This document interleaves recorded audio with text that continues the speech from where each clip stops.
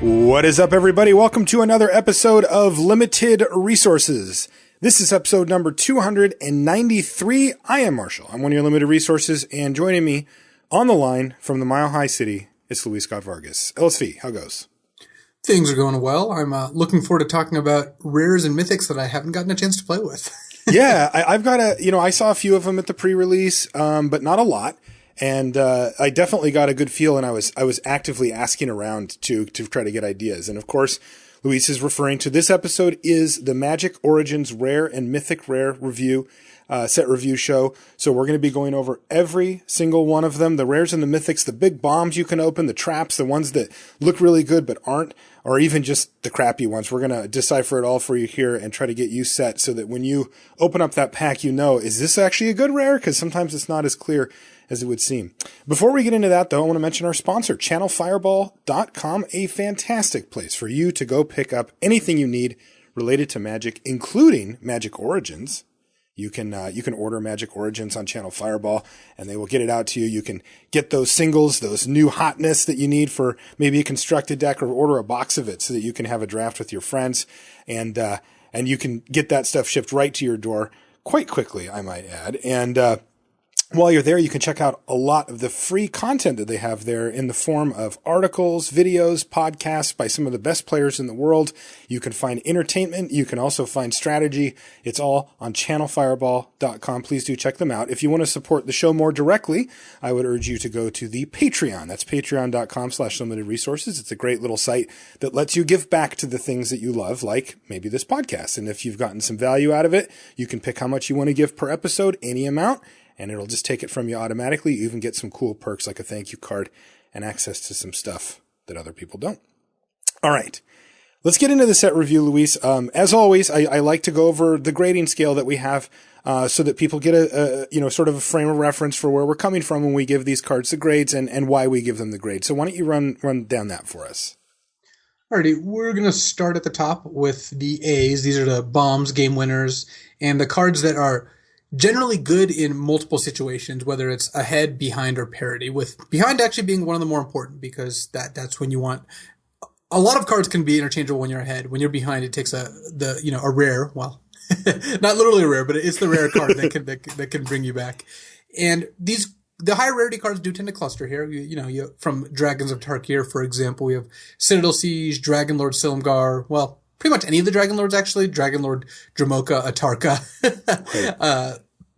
Ojutai, and Kolagon are all A's. I mean, the Dragon Lords were successfully bomb rares. Right. Rakshasa Gravecaller is a good example of an uncommon A. That's a card that can, when you're behind, be very good, pressure your opponent at parity, and also be great when you're ahead. So that's what you're looking for in your A's. A's are cards you're happy to first pick, and you will consider switching colors for in some cases. The cards that are a step down, these are the B's. These are the cards that actively pull you towards a color. You're still pretty happy to first pick most of these cards. And these are the cards that when you see fifth, you think, aha, this is a color I should be in. Some commons from Dragons that fall into this category are Flatten and Twin Bolt. These are cards that you first pick them plenty of times. You've been happy to fifth pick them, and they are cards that push you into being this color. C's are the cards you're going to see the most of. These are the cards that you're generally playing a lot of C's. If you're lucky and you have a lot of A's and B's, you're still going to be playing like 15 C's in your deck because it's just really hard to avoid that. These are the cards that don't pull you towards a color, but you will play when you're in those colors. Dramoka Warrior is a good example of this. I actually wanted to rate Marsh Hulk as a D or an F. I have it on our spreadsheet. It's on our sheet as an F somehow. But Marsh Hulk really is a C. It's definitely not above replacement value, and you're not like really happy to see him, but it is a fine card. You're going to fill out your deck just fine. Would you put it in the top 50% of all Magic cards? It is probably not in the top 50% of all Magic cards. Right. So yeah, C's are, again, the bulk of your deck. You're fine cutting some from your deck. You're fine playing a bunch of them. They don't send huge signals, but you need these cards. You need creatures to win the game. A lot of the mediocre creatures fall into this slot.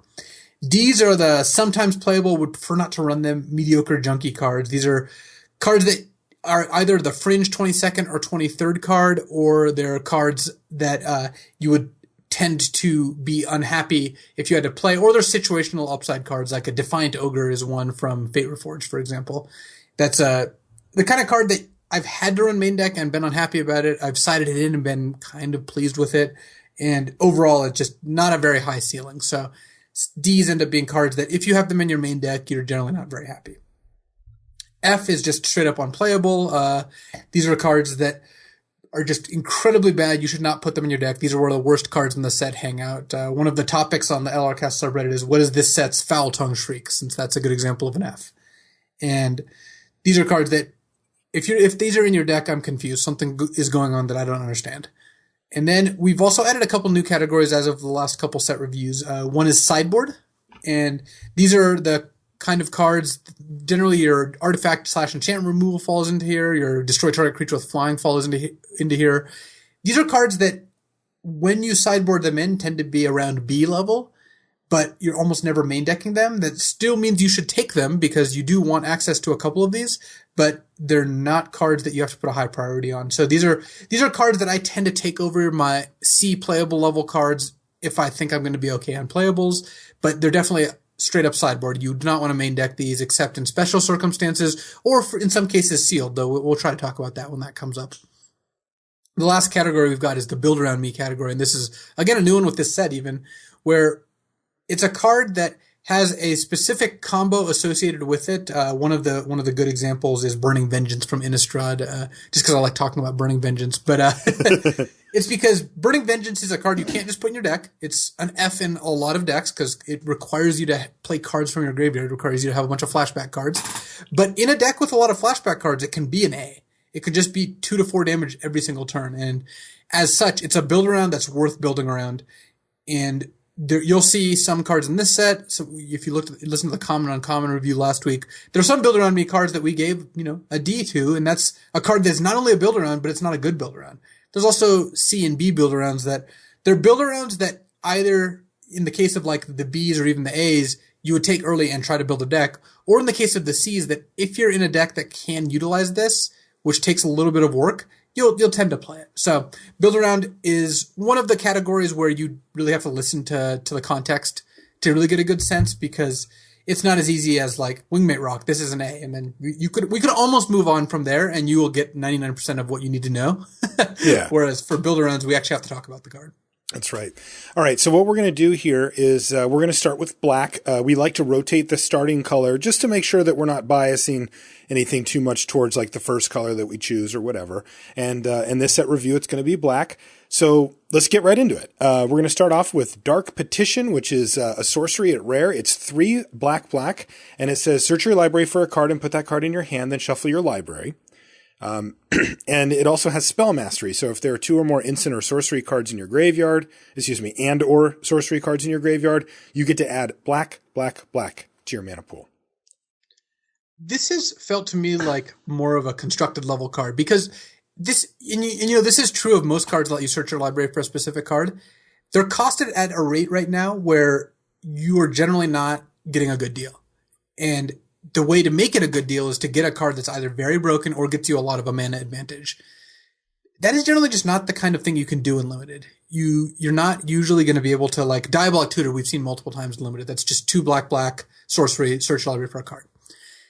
So when you cast Diabolic Tutor, then you have to be getting a card that's so good that it was worth spending 4 mana to go get it. And usually that just is not the case. Dark Petition's a little interesting though, because if you can reliably spell mastery it, this kind of costs 2 mana, assuming you can spend the mana that turn. That's actually edging into value territory. Just casting the Dark Petition for value and getting a good rare, or even just a good removal spell, is not that far off. So I'm kind of interested to see how this card plays. Yeah, I had an opponent play this against me at the pre-release. And, I found it interesting. It's one of those cards that is going to vary greatly depending on when and how it's cast and what you're getting with it. Against my deck, it was pretty bad. It led to my opponent taking a good chunk of damage the turn that they cast it. They did not have spell mastery at the time. And, I like to beat the drum about, how many cards can you have in your deck that don't affect the board, right? That's something that I like to bring up a lot, because I think it's something that newer players tend to ignore. They just look at each card on, well, what does it do? And even if it does something pretty good, like Dark Petition does, searching up your bomb or removal spell is pretty good.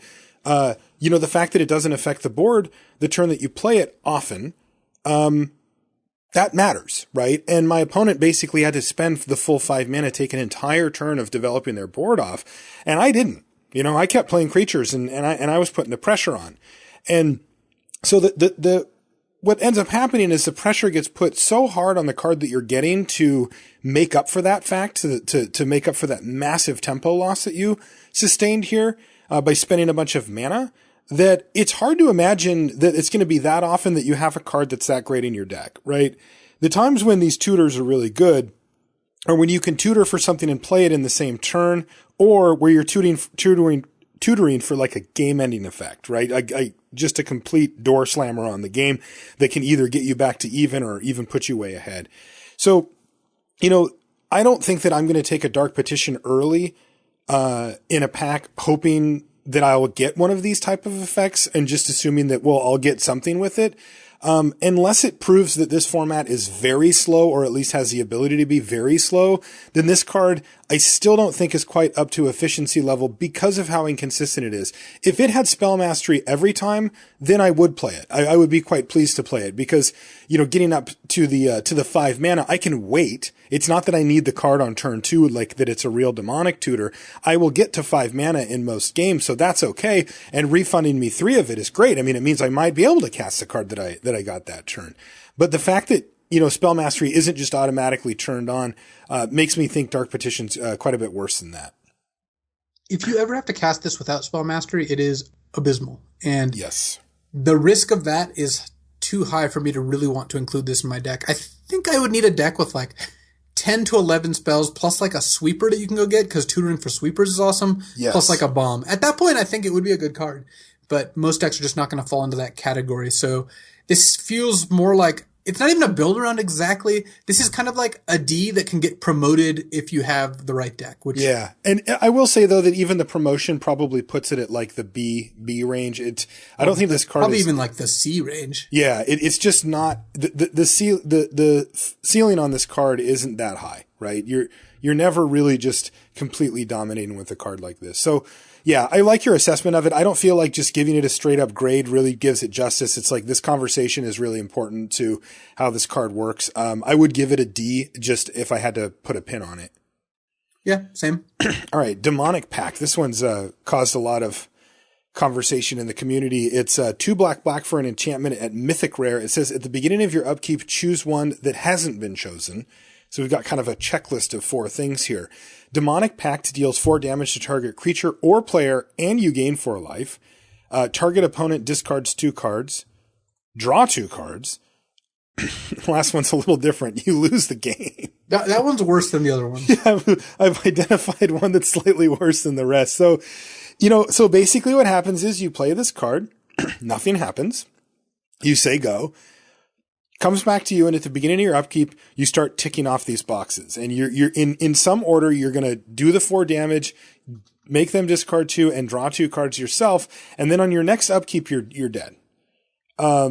Assuming that Demonic Pact is still on the battlefield, which I think is, one of the directions that people are going, at least for Constructed, is trying to say, well, can I play this card and then sacrifice it or destroy it and just get all the good stuff out of it?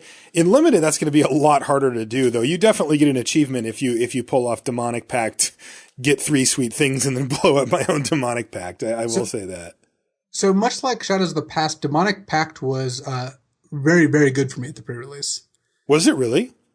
It was. What would happen is my teammate would cast Demonic Pact, and then I would have ways to bounce or kill it in my deck. Well, I was talking about Shadows of the Past, but... No, I was talking about both. I'm just kidding.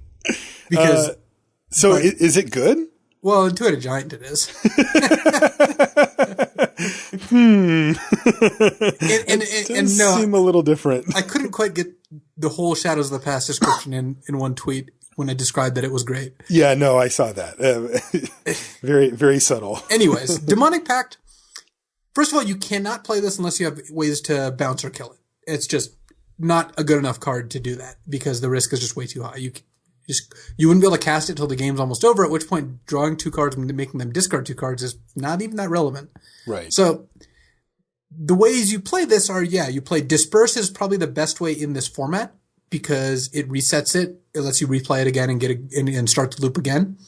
There are also, there's ways to kill it. There's Conclave Naturalists. Yeah, Conclave Naturalist is the best way because it's a card you'd want to play in your main deck normally, the 5 mana 4/4.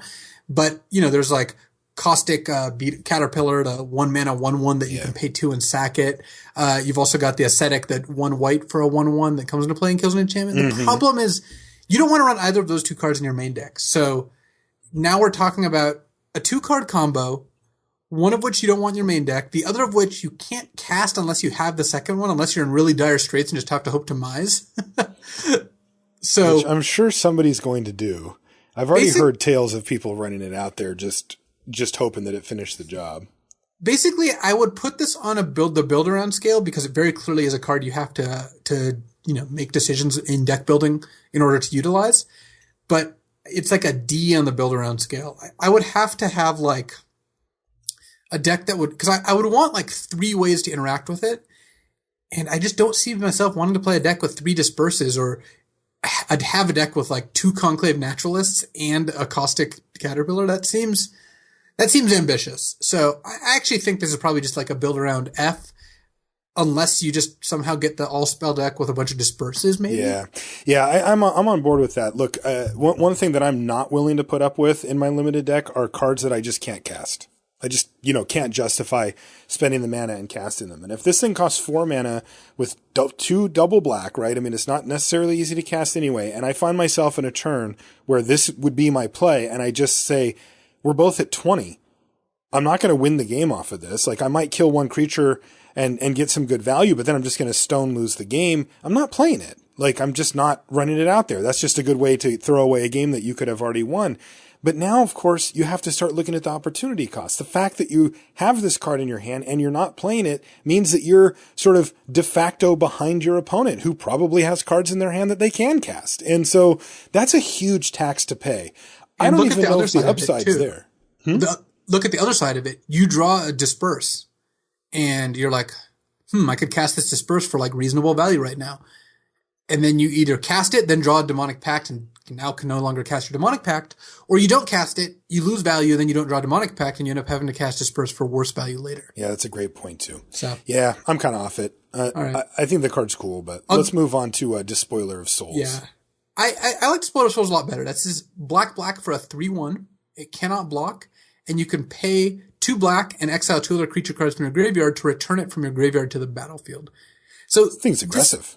It's aggressive, it's high variance, and it's very powerful. So what I mean by high variance is there are some decks that just won't put this in their deck. If you're not interested in attacking your opponent, this card is very bad. Very bad. It can't block. And especially if you're like a control deck with 10 creatures, you're not even bringing this back. Your opponent could ignore it for 3 hits because you're playing a control deck. They don't care if they're at 11. And by the time it does trade, you might not even have creatures to bring it back with. Overall, this is the kind of card that if you're attacking, it's good. It also costs double black, so you want to be playing, 10 swamps, so you can play it on turn 2.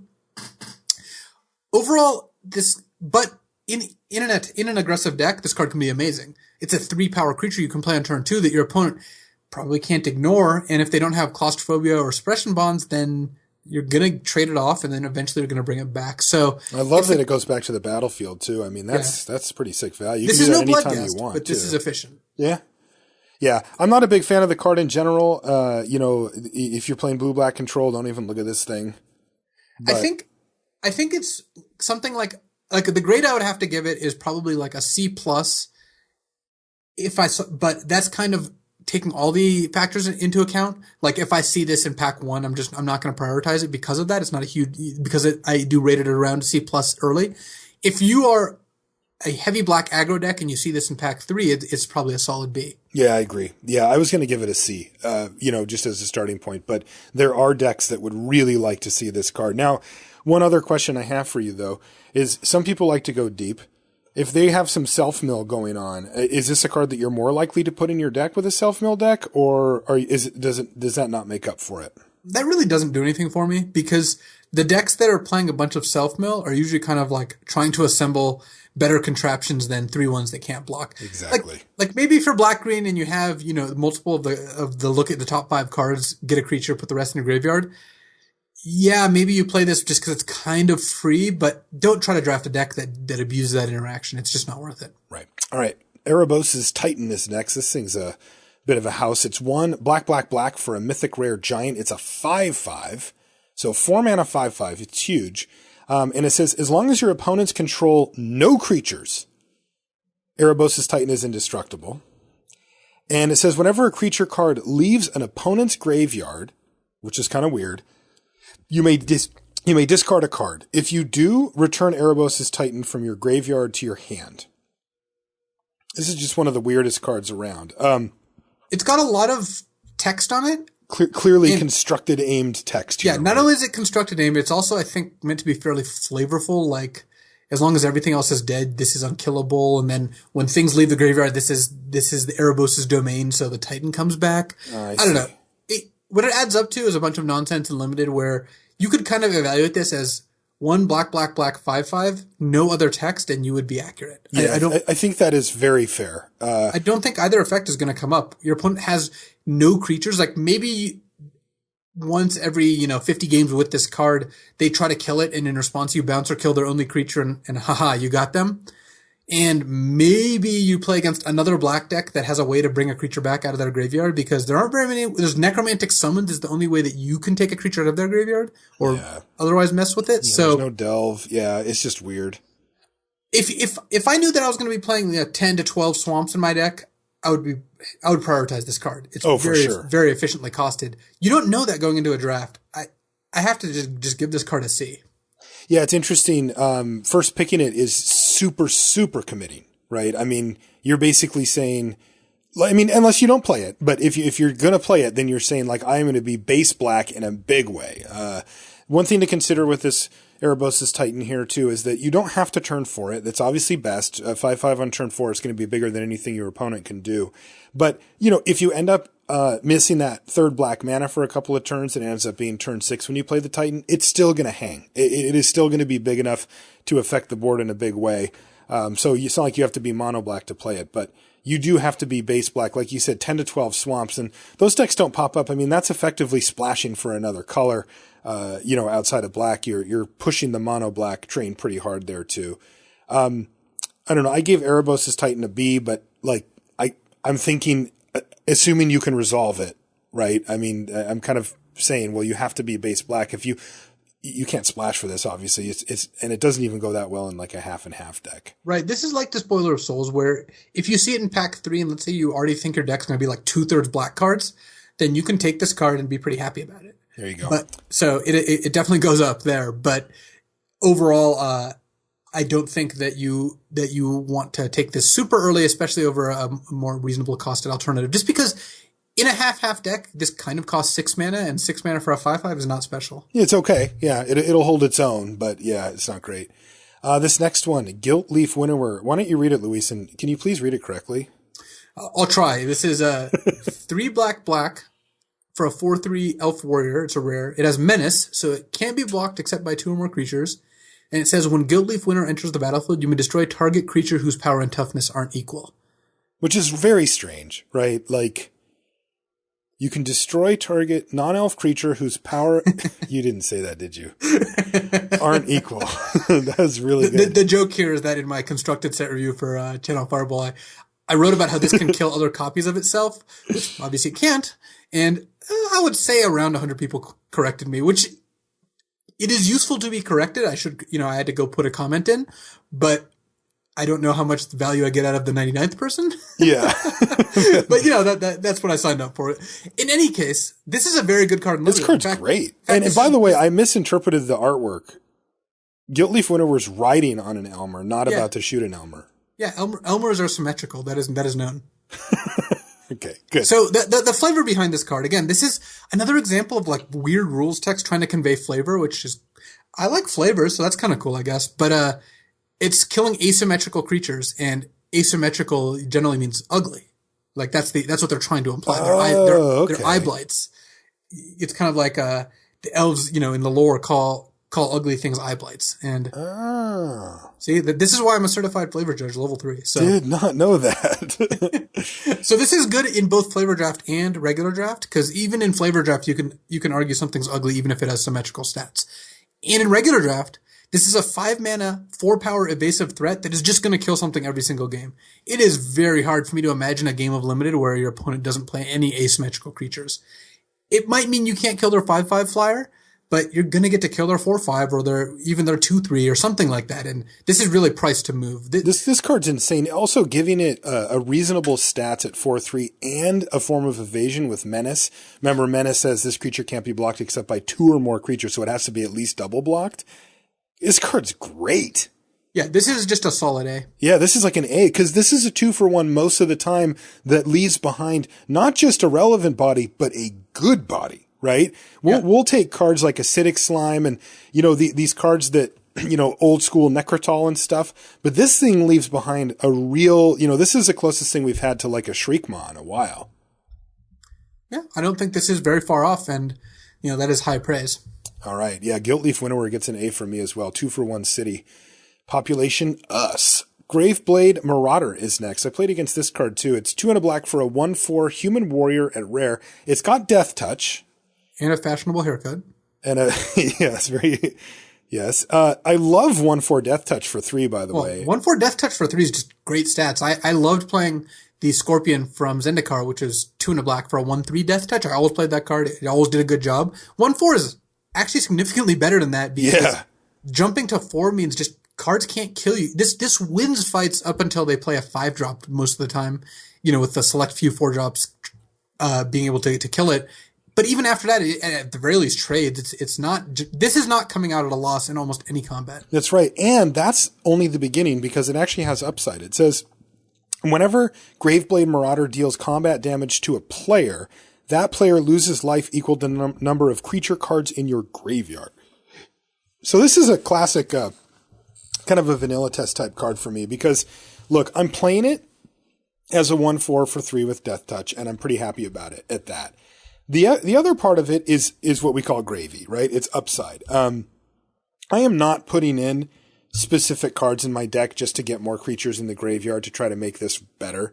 I think this card is just good as it sits, and occasionally it'll do some extra damage, and occasionally the board will get wiped out late, and you can play this thing and it'll get in a lot of extra damage. But that's not why you play it. You play it because it's a 1/4 with Death Touch that has this upside, right? That you don't know exactly what it's going to be, but you can kind of shrug and say, whatever. Like, if I'm getting in for 2 or 3 with my 1/4 Death Toucher, then great. And if I'm getting in for 8 once in a blue moon, fantastic. But even if it's just this, you should be happy with it. And I think that that's a really nice starting point for a card here at Rare. I think this card's really cool. I think it is too. I think, like you said, it doesn't need the second part of text or the second, like giant, I guess, line of text, but that is extra value. It means your opponent can't just ignore it. I think this card's like an A-. Yeah, I gave it a B. I don't know if it should be higher than that. I gave it a B just because, look, I mean, it's still 1/4 Death Touch. It does a good job of holding the ground. It's not an amazing attacker, although in some cases it will be. I just think that when you play this, your opponent is frequently going to not be able to attack you on the ground, or at least if they attack you, it'll be with 5+ drops, and this cracks back for a lot of damage. Imagine this when it's dealing 5 damage, and then your opponent has to decide whether to double block and lose 2. Well, I guess not lose 2 creatures because you need a trick in order to make this kill the second creature, but at the very least, it kills their best creature there. Yeah. Yeah, I don't know. I just think this card does enough on offense and on defense for only 3 mana. It's just the 3 mana part is really what gets me. This card can turn the tide. It is very appealing, yeah. I think the main point to take away from Graveblade Marauder is it's not a build around me. You don't need to build around it. You just play it and get your value. I would play this in a 4-creature deck, and it would be good. There you go. Obviously, it's better if you're aggressive and the life total matters and you have more creatures, but you don't need to do that. Just go where your deck wants to go. That's right. All right, next is one of the most absurd names I've seen on a card in a while. It's called Infinite Obliteration. And for longtime players, after I read what it does, the name gets even more absurd. Let me go ahead, because this is one of my favorite cards. Oh, sure. Yeah, please, by all means. This is 1 black for a sorcery. It says, name a creature card. Search target opponent's graveyard, hand, and library for any number of cards with that name and exile them. Then that player shuffles his or her library. Wait, did they forget to say in play? Huh. Oh, wait, yeah, that's because this is just a card you should never play in limited. This is just a straight up F. Yeah, it's just a straight F. There's a little asterisk there that if your opponent's playing the Undead Servant deck and has like 5 of them or something, maybe you think about it. But again, this is literally the kind of card that we put in our, top 11 traps. Exactly. Our 11 biggest traps. You cast this card and you are down a card and you're making your opponent's deck a little bit worse. I don't know. It's really bad. Yeah, these are the type of cards that people love to play as well, and then they'll give these things a pass in limited and say, oh, but I can take their bomb away. The problem is that people don't ever factor in that the percent chance that your opponent's going to draw the bomb is quite low, and you are willfully giving away tempo and a full card out of your hand to make that happen. That is a massive cost to make that kind of thing happen, and certainly not worth its slot as a card, and it's not worth spending the mana on either. Yeah, I wish it did something infinite more. Value by not playing any of these cards. Let's look at Kothafed Soul Hoarder next. We both gave Infinite Obliteration an F. But Kothafed is sweet. You just said it 2 different ways. Yeah, I actually corrected myself to the correct way. I think it's Kothoped. No, I actually know for sure, and it's Kothafed. You did not write the book on pronunciation. I read it. Anyway, so Soul Hoarder. Yeah, Soul Hoarder. Why don't you read 4 that? black for a 6/6 flying legendary demon. So sold. It's going to be hard for this to get a bad grade, assuming the rest of the text isn't horrible. 6 mana for a 6/6 flyer is solid B range. And it says, whenever a permanent owned by another player is put into a graveyard from the battlefield, you draw a card and you lose 1 life. Now that's not optional, so clearly it's not strict upside, but in general, you would choose to have this text on there versus not. Yeah. I mean, I think this card's fantastic. It is every a time giant they flying threat. Block or you kill their thing. Yeah, if any combat happens, even if this trades in combat, it'll still see whatever it traded with.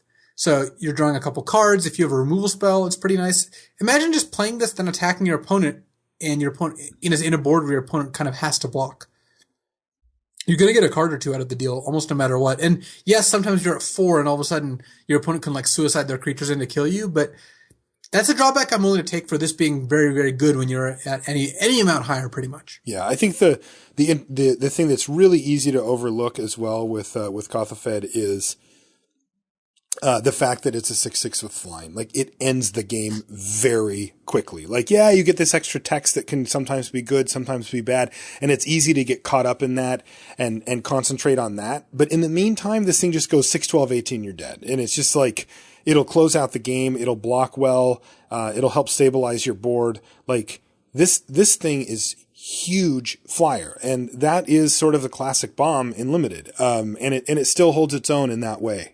So yeah, I'm a big fan of this card. I mean, I think I agree with you. I think that the text is upside, though there will be times when it's not. But for the most part, come on, 6/6 flying for 6, sign me up. Yeah, I'm in for this card. What grade would you give it? This is tough because if the format was slower, then I would say this is, in the A range, just because it's a giant threat that usually is going to, get a free card or 2, in most games. If the format's a little on the faster side, and I suspect it is, especially because of Renown, this is more like a B+. I gave it a B+. Yeah. Okay. That is where I would settle on, I think, given my understanding of the format right now. All right, next card is Languish. 2 black for a sorcery at rare. All creatures get -4/-4 until end of turn. Now you're speaking my language. This is business, though. Oh yeah, this card is fantastic. Yeah. I generally am medium on wraths in limited if they're too expensive because it's just hard to set them up. But conditional wraths are actually amazing because you get to build your deck with this card in mind, and you get to play your game with this card in mind. So if you're playing 5 and 6 toughness creatures, your opponent's not going to know that a wrath is coming. And they're just going to play out all their creatures. And they're going to be forced to because you have these giant walls that are stopping your opponent from attacking. You can also, of course, do the classic Wrath thing, which is you just don't play any creatures until turn 4 and then just cast this. Yes, and that still works just fine. And this does kill most of the things that you care about. Most of the renowned creatures, the cheap ones die to this. A few don't. The Citadel Castellan of note. But But most of them will still die even if they've been renowned up to 3 power or 3 toughness or even 4.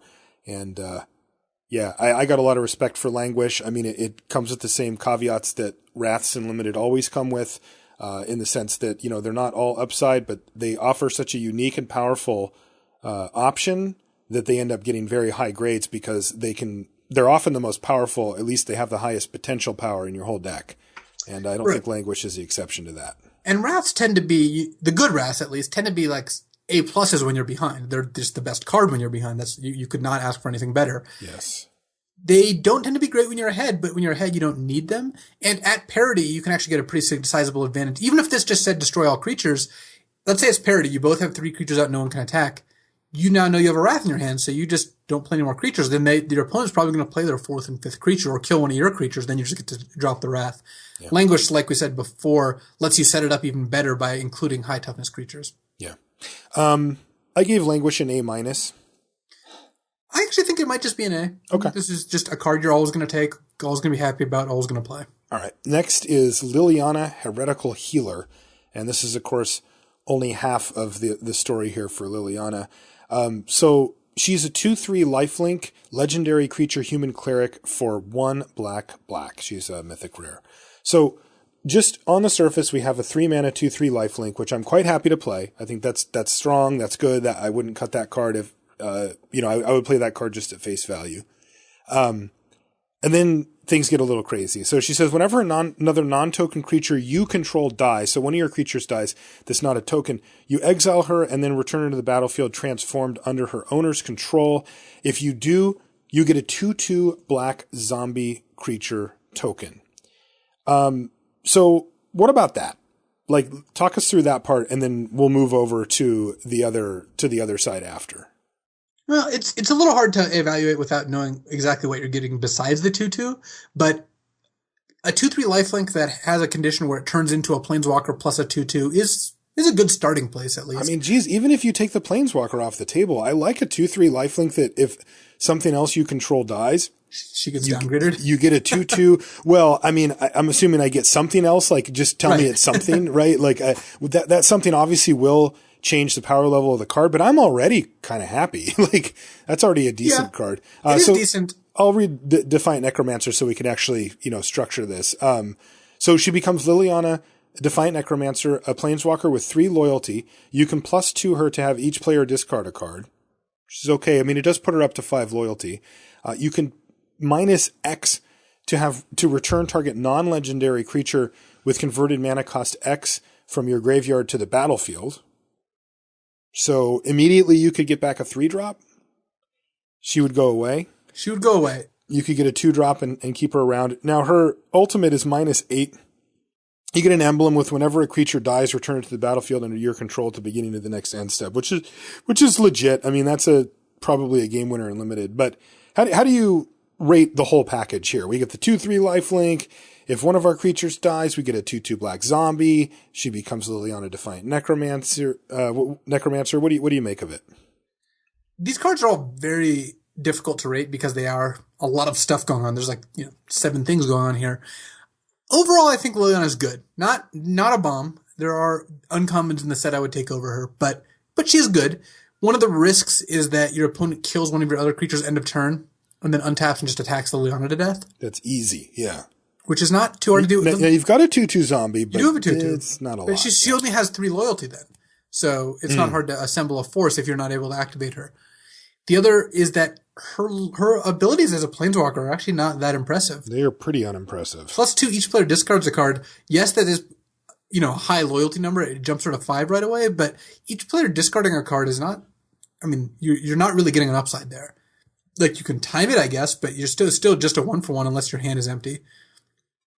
The -X, it gets a card back, but it's not a really, really great card. Overall, I think you'll always play this if you're in black, and it'll do enough work that you should take it, relatively early, but this is more looking like around a B for me. Yeah, I've actually got Liliana at B as well. Look, the fact that she just can't kill things, right? You get a lot of value out of this. I mean, it's hard to argue with how much you do get, but she's not like she doesn't have anything that's like kill target creature or whatever, which we've seen different iterations on Liliana in the past, and this one doesn't have that. I do like the interaction of plussing Liliana after you transform her, and then you can feed your graveyard whatever you want to get back, the non-legendary creature for the minus. So you're definitely taking the better of it as far as the +2 goes and having each player discard. But like you said, you're not really getting your bomb back very often here, right? I mean, it's possible, but it's not that likely. So yeah, I think she's a B plus, somewhere in that range. Yeah, I'm going to start with B. All right, I'll go B plus on Liliana, Heretical Healer, and friends. Priest of the Bloodrite. What does this guy do? It's 3 black for a 2/2, and says at the beginning of your upkeep you lose 2 life. That is true. It's not a great card, but it comes with a friend. When Priest of the Bloodrite enters the battlefield, put a 5/5 black demon creature with flying onto the battlefield. Woo! This card's very, very good. Scary friend. My goodness. Indeed, this card is quite strong. It's got a lot of, again, kind of interesting play to it. The base level version is you get a 5/5 flying and a 2/2, and at the cost of 2 life per turn, which the demon can't easily outrace, especially if the priest is attacking along with it. The kind of one of the level ones is that you kill them with the demon while your opponent doesn't want to attack you on the ground, because otherwise you can just chump block with your priest, or worse for them, trade it off. And that makes this a 5-mana 5/5 flyer with potentially even an upside. Like, imagine if you cast this on turn 5 when your opponent has a 4/4 in play, or even like a 5/5. Let's say they have a 5/5 in play. Then they get to attack you. You chump with the priest, attack them back for 5, and you just played a 5-mana 5/5 that fogged their 5/5. So that's pretty awesome. Yeah, you also have options of using cards like Disperse or Necromantic Summons to get the priest back and just trigger the demon multiple times. The downside, of course, is if your opponent kills the demon and then you just have the priest in play, you can lose the game to the priest very easily. Yeah, totally. If you're not able, like if let's say they disperse your demon and you're sitting there losing. That is the worst case scenario. They can often ignore the priest in that case. Like, let's say that you have a 2/2, you have the priest and they have a 2/2. If you attack them, they'll take it and then attack you back, and you're losing to a turn. So that's bad. If you sit there, you're just losing to a turn, which is also bad. So you can easily imagine a scenario where a priest is a huge liability.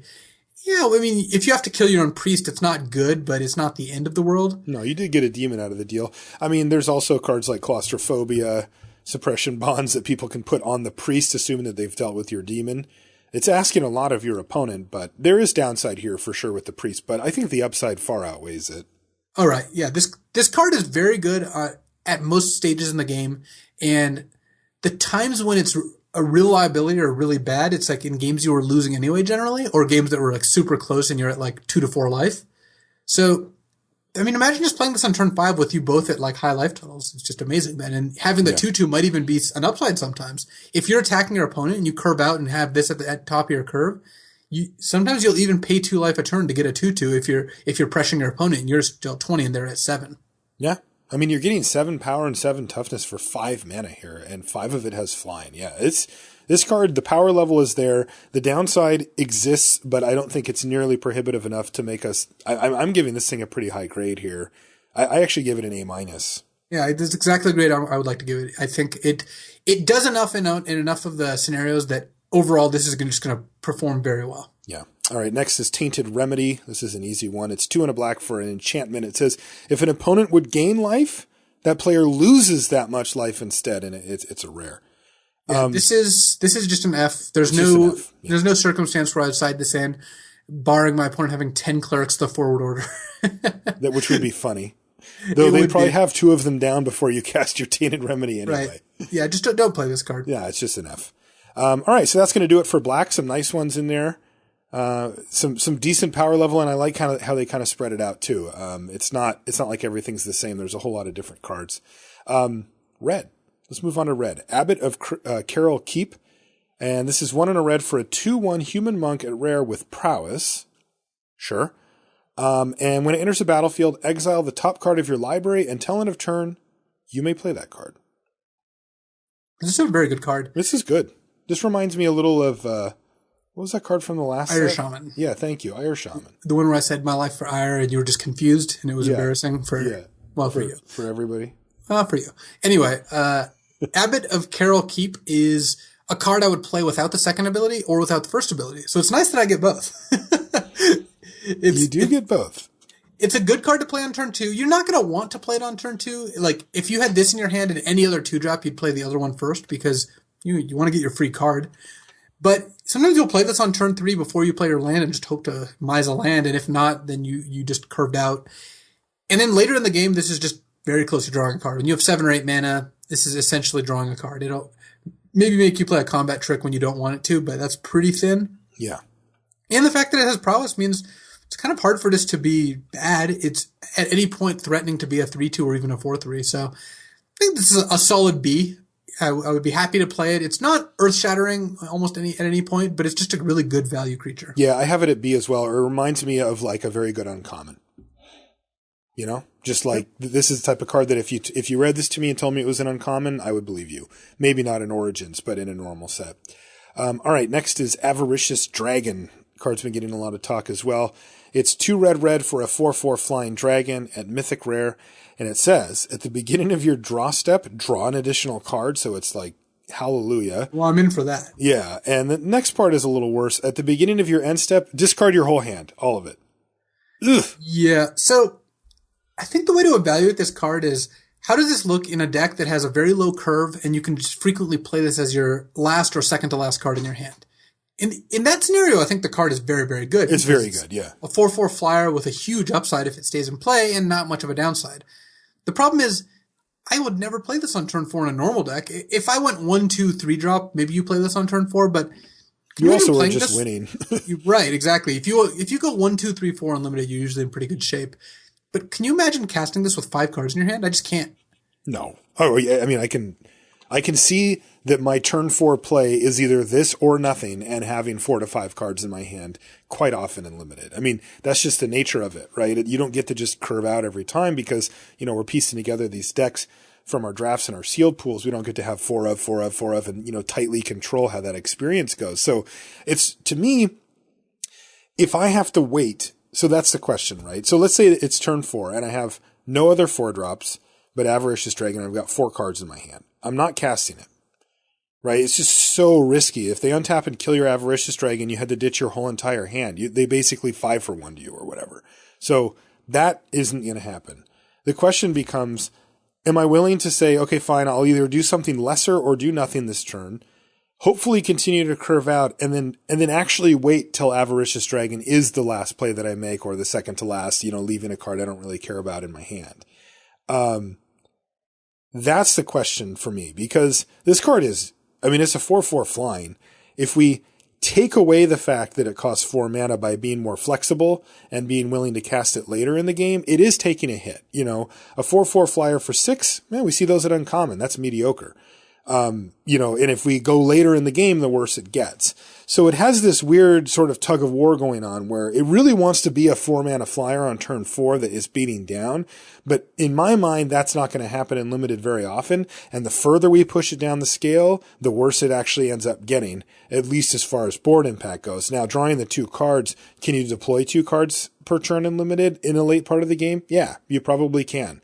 Maybe, like you said, you burn a combat trick when you wouldn't normally, but whatever, it's free. You don't mind it. So I feel like you can craft board states and lines of play around Avaricious Dragon to make it work, but I don't feel like it's easy to do. I feel like this thing is asking a heck of a lot of us. A way to evaluate this card, kind of like what you were saying, is imagine that this card just costs 6 or 7 mana. How good would it be? And yeah, it wouldn't be fantastic. It would be the kind of card you would want as the last spell you played. It is the kind of card that you may want to close out the game. You're not getting as much value out of the fact that it costs 4. You do get to play it on 4 mana when you have emptied your hand on 4 mana. You do get to play it and a 2-drop on turn 6, but this is a really risky card. Disperse also owns this card, by the way. They can let the trigger happen and then in response bounce it and then you discard it. And you have to discard it, right? Yeah. Along with anything else that you may have had. Oh my God. It is the kind of card that punishes a deck full of claustrophobias and dispersion or suppression bonds because if they can't actually remove it from the battlefield. Overall, I think this card is, it is certainly powerful. Yes. My guess is it's a C, and then you just want to have a really low curve deck. And I think I will try playing this in aggro decks. I definitely don't want it in control decks, and I'm a little wary about it in mid range, but in a deck with a lot of 2 and 3 drops, a lot of cheap creatures, maybe even some 1 drops, I could see this card being quite good. I actually could too. I mean, it'd take a specific deck that's not going to pop up every time, but this Avaricious Dragon asks a very important question. And if it's not answered, it kills you, period. And I don't care about how many cards you have in your hand or what you're drawing on your draw step, 4 in the air. That adds up really quickly in an aggressive deck, especially if it got off to a decent start. And you got to respect that. I was going to give it a B-, but it scares me. This card seems very high variance to me. I almost don't want to open it just so that I can have other people, actually figure out how it plays before I'm the one that dives in on it. Because this card's scary to me. Like, I just can't imagine playing it in like most decks. And we've said this before on the show, but most limited decks are mid-range decks. And, you just mentioned that you don't think it would be very good in that situation. And I tend to agree. What about Chandra's Ignition? What does this thing do? Is this just Arcbond too? I have Chandra Fire of Kaladesh next, actually. But I guess it depends on what you consider alphabetical. Well, I'm actually using magiccards.info, and it has it backwards. Interesting. Well, I'm using the official wizard site. So. Well, it must, it's fighting between a comma and an apostrophe then, right? And a comma starts with a C. I got you. I guess. I'm going by wizard site. Okay, go ahead. Yeah, go ahead and do that then. All right. So Chandra Fire of Kaladesh. It's 1 red for a 2/2. She says, whenever you cast a red spell, untap me. And tap, Chandra deals 1 damage to target player. If Chandra has dealt 3 or more damage this turn, exile her, then return her to the battlefield transformed. So it's again a planeswalker, a flip planeswalker. It's a 3-mana 2/2 that shoots them for 1. Yeah, okay. No, not creatures, right? That's the number one thing to note. Players. Not a pinger. The first thing to note is that if you attack with Chandra, then play any red spell, and in this context, spell includes creature. Just any red card. You get to flip Chandra. You hit them for 2, untap her, shoot, she flips. Yes. Or you can just, if you can't get an attack in, you can play 2 red spells. You can shoot, play a spell, shoot, play a spell, and then shoot again. Yes. So Chandra Roaring Flame is a planeswalker. 4 loyalty to start with. +1, Chandra deals 2 damage to target player. -2, Chandra deals 2 damage to target creature. And -7, Chandra deals 6 damage to each opponent, and they get an emblem that hits them for 3 a turn. It lights them on fire. Start of their turn, indeed. I like the Planeswalker Chandra a lot more than I like the Planeswalker Liliana, because she comes into play with 4 loyalty, and you can immediately -2 her to shock one of their creatures. Yeah, and you can hit a relevant creature at 2 damage. Definitely. And then she also +1s and goes up to 5, as well as putting your opponent on a pretty good clock. Add to that Chandra herself, the creature side, is pretty good. And I think you have a fairly strong card here. Yeah, I think Chandra's pretty decent. Again, this isn't mind-blowing stuff here, right? Chandra Fire of Kaladesh, if there was no Planeswalker involved and it was a 2/2 for 1 red that tapped to do a damage to a player, would be shrug-worthy, right? It's okay. You might play it. It's like a C. Yeah, in general, you wouldn't be like, if it was a 2/2 that tapped to deal 1 and then untapped every time you played a spell, you would always play it, I think. Oh yeah, no, that's true. And a similar card existed back in Shadowmoor Eventide, and that card was quite good. So that's true. So if we put that clause on it, then just on her main side here, Chandra's pretty good, especially if you're being aggressive. And then flipping her over, I love it. You can throw around a bunch of damage. I mean, this actually feels like it's much more suited for limited than it does for constructed, for example. I like this card. I think this card's really good. Chandra's quite strong. You don't have to do a lot of work. She's just going to give you good value. If you can flip her and then kill their creature on turn 4 when they don't have another creature in play, obviously that's awesome. But even if you can just flip her, kill a creature, and then she dies to their attack, you still generally traded 1 for 1 and got a couple damage in. And you didn't pay a whole lot for that privilege, especially if Chandra was sitting there shooting them for a point for a couple turns before that. I think this card's a B. I think you're going to be happy to take Chandra. You're not going to be overjoyed.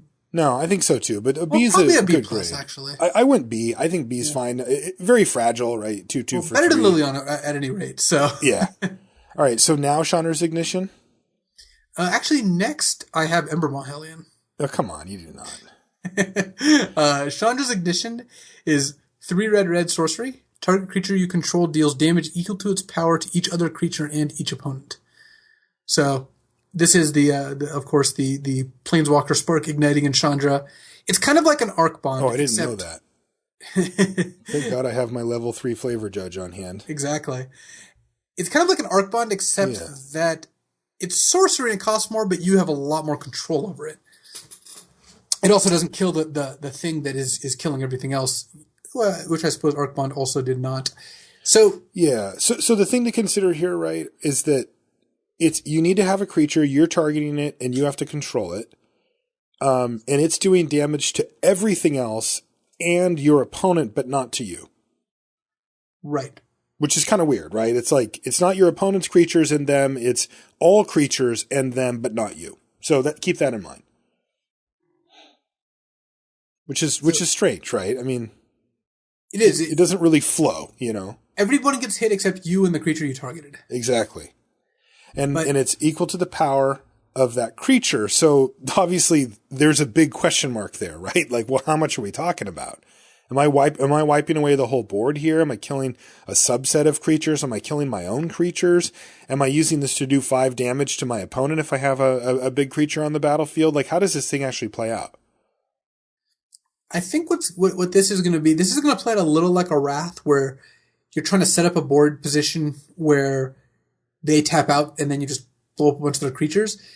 And you don't want to play a ton of your own creatures because they're also going to get, consumed by the fire. The good thing is, because you need a big creature for this to do something, your opponent isn't going to have alarm bells going off. You're going to tap out 5 mana to play a 5-drop creature, and your opponent's going to be like, all right, play my own creatures. They're not going to think, oh, they're sandbagging Chandra's Ignition if they haven't seen it yet. Right. Now, huge downside here. This is a 5-mana sorcery that targets presumably one of your best creatures. This is a recipe for disaster. It is. We've been talking about disperse, and then if you go up the chain, this does cost 5. Your opponent could easily have, any number of instant speed removal spells at the 5-mana slot that can completely wreck this card and the one that you're targeting with it. They can. You have to be hyper aware. As we've discussed before, removal has gotten more expensive and worse. So, mm-hmm. But it's 5. I mean, this thing costs 5. But if it costs 4, I wouldn't be as worried. It's true. I mean, this does have a significant amount of setup cost going in, but I mean, look at the premium common removal. You do have the black removal, 3 black, destroy target creature at instant. Mm-hmm. But white and blue have enchantments that don't do anything and are sorcery speed. Red has a shock. And disperse, though. Right. Disperse, which has been sounding kind of good given the number of times we've mentioned it so far. I played 2 of them in the pre-release, and it was excellent for me, but. Yeah. And red has a deal 2, which sometimes deals 3, plus a sorcery speed deal 3. I actually think you get away with this. Green has a sorcery speed fight. You get away with this a lot. Okay. I think the power level here is high enough, and you're going to have enough opportunities between them tapping out and them just not having cards in their deck that can actually stop you, that I think this is like a B. Okay, but what does it do? Like, let's say that this happens. What is your ideal scenario? You kill like 2 or 3 other creatures, and maybe one of yours, and then you leave your sometimes biggest one of yours. standing. But you can often not have it kill your own creatures, or only kill one of your creatures, and they take 4 or 5 damage, depending on even just 3 damage. It's still good value there. Okay. You can also target a 3/3 when you have a 2/4 out, and then it doesn't die. Yeah, it's true. It's a sick combo with Death Touch. Yes. Now that is disgusting, right? Because that's wrath the whole board. I think this is what Arcbond wanted to be. Arcbond is a very confusing card to evaluate. I think I had it too low, then too high, and eventually settled on it being like kind of bad. I think this is actually very good. Okay. Well, I have this one a lot. I have it lower than you probably do. I mean, this to me is the classic type of card that people are going to rant and cheer about when it does what it can do. And then the other times when they get blown out, or when they just can't cast it because they don't have a creature, or when they don't have a suitable creature that, wouldn't actually do anything, then you're never going to hear about it. I think this card's mediocre. I like the ceiling. It's about as high as they get. I mean, it could just win you the game on the spot, which is fantastic, but there's a lot of setup cost here. 5 mana sorcery is clunky as well. I'm not a big fan of Chandra's Ignition overall. I gave it probably a much lower grade than I gave it a C-. Huh. I'm not saying it's an A. I'm not saying this card's amazing, but I think this card is a solid B. I think that you're probably going to end up being a little higher on that. or it's going to end up being a little higher on your list than where it started. Okay, I'll keep an eye on it. All right, that Ember Maw Hellion that you mentioned, what does that guy do? 3 red for a 4/5 Hellion. It's got trample. And it says, if another red source you control would deal damage to a permanent or player, it deals that much damage +1 to that permanent or player instead. Which is a lot of words to describe your red cards deal 1 extra damage. But your red cards deal 1 extra damage, and it's a 4/5 trample for 5? Yeah, this card is fantastic. It's very strong, and it's like pretty tricky just because you attack with your 2/2 red creature. It's still a 2/2, it just technically deals 3. Mm-hmm. So this counts creatures or spells. It's also kind of confusing how this works with like double blocking. Like if you have a 3/3 and they double block with 2 2/2s, or a 2/2, even like you're able to assign damage, or if it's damaging them both, that damage also all gets increased by 1. Okay. So you can sometimes get +2 damage out of this card if you're assigning damage to multiple sources. This thing is just a rock solid body with very good upside. Yeah, I think that it would be playable as a 5-mana 4/5 trample because that's just kind of big for red. But the fact that the turn you play it, your red creatures attack for 1 more.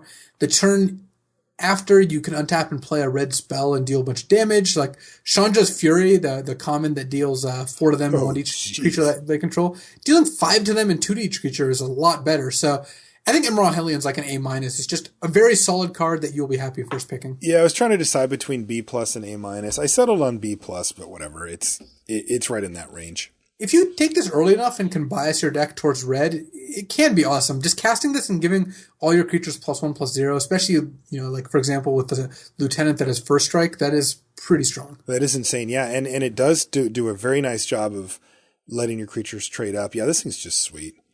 Exquisite Firecraft is next. It's 1 red for a sorcery at rare. It says it deals 4 damage to target creature or player. Yes. And it's got spell mastery. It can't be countered by spells or abilities if you've got the requisite. The exquisite 2 spells. Yes. Yeah, I'm in. This card's great. 4 damage to anything. And then sometimes the random upside is going to be largely irrelevant for limited, but whatever, maybe it happens occasionally, but who cares? 1 red for a sorcery that deals 4 damage to whatever. I'm going to play as many of those as I can get my hands on. The only time I've ever seen this cast so far was against me in the pre-release when I had a counterspell. No way. Yeah. All right, well, that's pretty unlucky. Yeah, this did they have spell mastery? They did, yes. And I would have countered it if it did not. Yeah, this card's very solid. It is a sorcery, so you're not getting huge blowouts, but it's just a good, efficient damage spell, and you're pretty confident it's going to resolve later in the game. So yeah, I'd have trouble. Yeah, I'd have trouble giving it above a B, but I think it is a solid B. Yeah, I mean, Bathe in Dragonfire-ish. This one hits players. It's really good. Maybe B+. Flame Shadow Conjuring. This card's kind of cool. It's 3 and a red for an enchantment at rare. It says, whenever a non-token creature enters the battlefield under your control, you can pay red. If you do, you get a token of it that's a copy. You get a token that's a copy of it, and it gains haste, and you have to exile the token at the beginning of the next end step. This is a kind of interesting card. It's the kind of card that automatically screams build around, because you do have to do some work to make this good. Like, just playing this in a random deck and making it so your 3/3s get to kind of have like pseudo haste. It's not super exciting. It does, it does do a good job approximating haste, because you get to attack with a creature every turn you play it, and you don't even care if that creature dies. So it's kind of good that you send a 4/4 trampler at them, and you're fine whether it lives or dies. Yeah, but that doesn't sound like it's worth a card. Right, that's the problem, is that Plus you've invested 4 mana and then an extra mana plus a card into this whole scenario. That's the thing. It's easy to look at this effect and say, I would like to have this effect. This is a good effect. I think that's true. The question is never whether it's good or not. The question is, well, what do I need to pay to have that? In this case, a beginning level player would say, well, I just have to pay a red mana. But an advanced player, somebody that listens to the podcast a lot, would say, no, you have to pay not only 4 mana, but a card. It's a card, and it doesn't affect the board. This thing is powerful. It is. It's a little clunky in the sense that you got to add an extra red mana to anything that you want to use it on, which matters. It does. Sometimes you play Flame Shadow Conjuring on turn 4, you say go. You untap, draw your card, play a land, you've got 5, and you stare down at your 5-drop. And you're like, well, do I really just want to wait here and do it next turn when I can play a land and then pay the red and get my copy? Probably not, right? I mean, in most board states, you're not going to have that luxury since you just cast Flame Shadow Conjuring, which doesn't do anything. You just got attacked for some amount of damage. And now you kind of need to get that 5-drop on the battlefield. And all of a sudden the Conjuring's starting to lose its luster. Now, top decks and stuff happen, and maybe you've got another 5-er in your hand or whatever, but it's a strange thing for me to want to put Flame Shadow Conjuring in an aggressive deck, which is, I think, where it wants to be. Primarily is like you're getting this sort of haste effect and this extra expendable creature. And yet, if you've curved out, you've kind of dumped your hand or the majority of it, and Flame Shadow Conjuring doesn't really count as part of that curve out because you're not attacking with this thing. And, at least for a while. And B, it asks that you keep having, castable creatures that meet the mana requirements. And that's just a lot of setup costs for a card like this. I agree that it's a lot of setup costs. I don't actually know if I agree that this is good in an aggro deck. My inclination would be to use this as a build around and... No. I said that this is where I think this would be best would be an aggro deck, but it's bad in an aggro deck. Okay. Which is the contradiction that I'm trying to show here is that this card, I think, wants to be in an aggro deck, but doesn't fit. So it's like, well, then where does it go? Well, the answer to that, I think, is in a deck with a bunch of enter the battlefield effects. Okay. Imagine playing Voidmage Separatist, the 4-mana 2/2 bounce card. Yeah.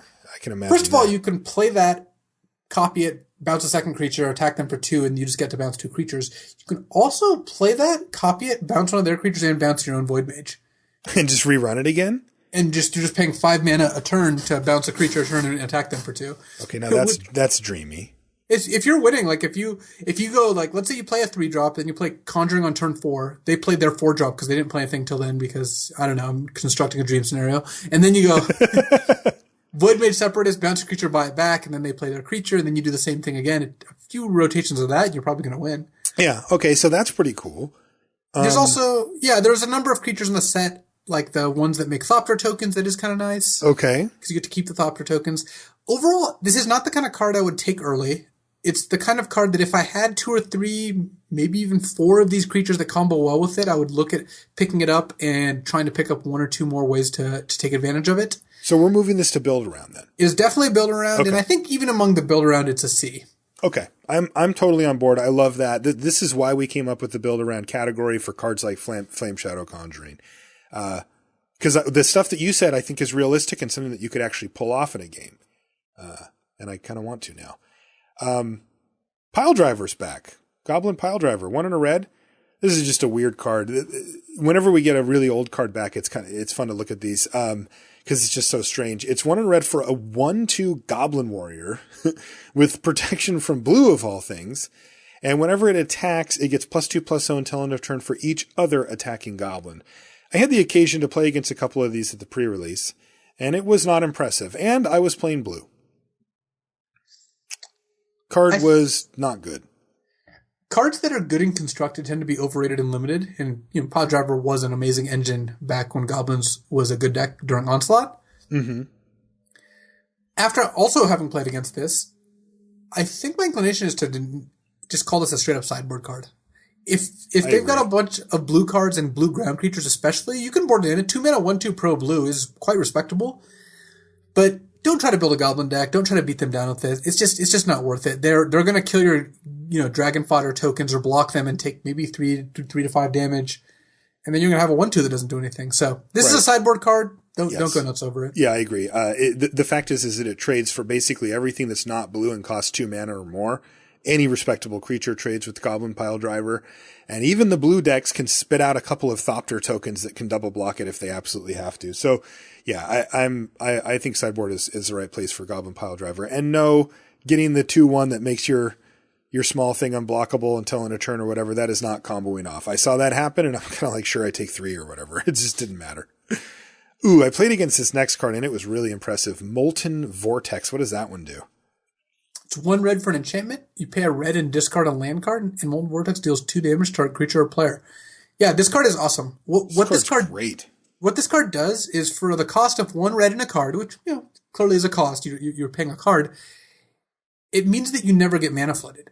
Every excess land just turns into Shock. And Shock is a very solid card in Limited. if you discard 2 or 3 lands to this, you basically got your card back. Like, because lands number 6, 7, and 8 are so frequently dead that even though you're down a card in Molten Vortex, you're up a card or multiple cards by turning your lands into actual resources. Yeah. If you're in an aggressive deck, you can play this on turn 1 when you're probably not playing something anyway, and then alternate after you've played a 2 and a 3 drop or whatever between keeping key blockers out of the way, making sure that nothing gets renown, whatever. It basically blanks combat tricks on small creatures and sometimes even bigger creatures if the opponent has mana up. And then if the game goes longer than maybe you wanted, you can just start collecting those lands in hand, and it's just, you're just watching their life totals. You know, they're at 10 and it's like, I've got 3 lands. You're almost dead, right? You're 2 top deck lands away from just being dead here, and doesn't really matter much what you do. So I found this card very impressive. I played in the last round of the pre-release, and I had a game where I played enough Magic to know that it was coming, but I had an absurdly good board state at one point against an opponent who was mana screwed and ended up losing the game.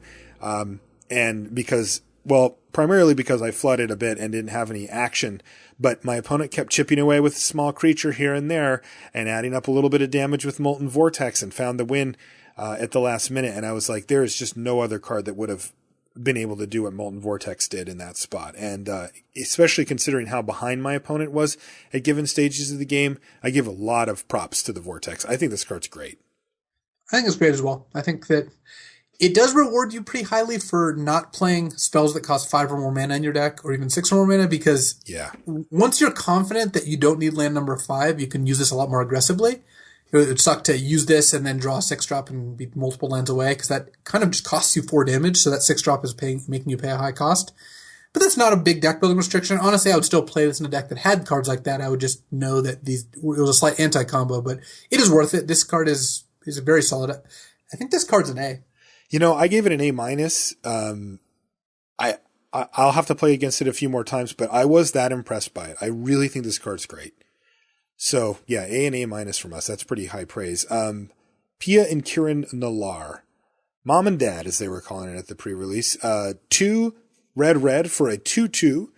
Legendary creature. It's a human artificer. And when they enter the battlefield, you get 2 1/1 colorless Thopter artifact creature tokens with flying. And then you can pay 2 and a red to sacrifice any artifact to have it do 2 damage to a creature or player. This card's fantastic. This is kind of like one of the go-to examples of a card that's great when you're ahead, behind, at parity. It works well with other cards while not needing other cards to do anything. Yes. I don't think I would ever pass this card, basically. This is in the running for one of the best cards in the set. I agree. It meets the efficiency level as well. It gives you 4 power and 4 toughness for 4 mana, and 2 of it's flying, and it's spread out over 3 things, which can really matter. I think P and Kieran Nalar is fantastic. I gave it an A. Yeah. The only argument to be made is that whether it's an A+. Yeah, I think that's actually fair. I don't think you can argue that it's anything less than an A at the very least. Yeah, like, what do you want for your 4 mana beyond this? This card's just fantastic. I think for this format, I would probably just give it an A+, just because it just does everything. It's a synergy card that requires no work, but also just has free synergy with other artifacts. Mm-hmm. All you have to do is cast it for 4 mana. If you're behind, it puts 3 blockers into play. Yeah. If you're ahead, it pressures them. In a long game, and when you have mana up, it's even more powerful. This card is fantastic. Oh, Mom and Dad. Scab Clan Berserker is our last red card. It's 1 red for a creature human berserker at rare. It's a haste 2/2 with renown 1. So 3 mana 2/2 haste with renown 1. That's pretty good. And whenever an opponent casts a non-creature spell, if it's renowned, if the Scab Clan Berserker is renowned, it deals 2 damage to that player. So there's a lot going on here. I mean, 2/2 haste for 3 with renown 1, and then it can pile on some extra damage, though, probably not a whole lot. I think that this card is, well, clearly very good if you hit your opponent. It's not a card that will really do a whole lot in the middle of the game. I'm not super high on this card. I think it's a fine card. Me too. I just think it's fine. You're going to play it if you're red, and Other than that, you're not really too worried about it. No, I gave it a C plus. It might be a B minus. I don't know, but I gave it a C plus. I would give it a C or a C plus. Yeah, I think the card's fine. I mean, it's pretty sweet if your opponent's like attack you with my 2/2, you go land, Scab Clan, Berserker, attack you. Like, you just hit him for 2, and now you've got a 3/3 that's going to crack next turn. That's really good. Like, and I mean, that's a good scenario, obviously, for this card, but it's not unreal to think that could happen. I think the card's fine. I gave it a C plus. All right, that's going to do it for red. So let's move on to green here as we chug our way through. Animus Awakening. It's X and a green. Yeah, what does this thing do? I actually haven't seen this card yet. Well, I'm reading it right now. Thank you. Appreciate that. It's X and a green for a sorcery. It says reveal the top X cards of your library and put all lands from among them tapped, the rest on the bottom of your library. It has spell mastery that says that it untap all those lands. So if you have 2 spells in your graveyard, when you cast this, you put all your lands into play from this untapped instead of tapped. Why did you read that to me? I don't like this card at all. No, it is very bad. It costs so much mana to get a good value out of it that by the time you're casting it for that much mana, like, why do you need the lands?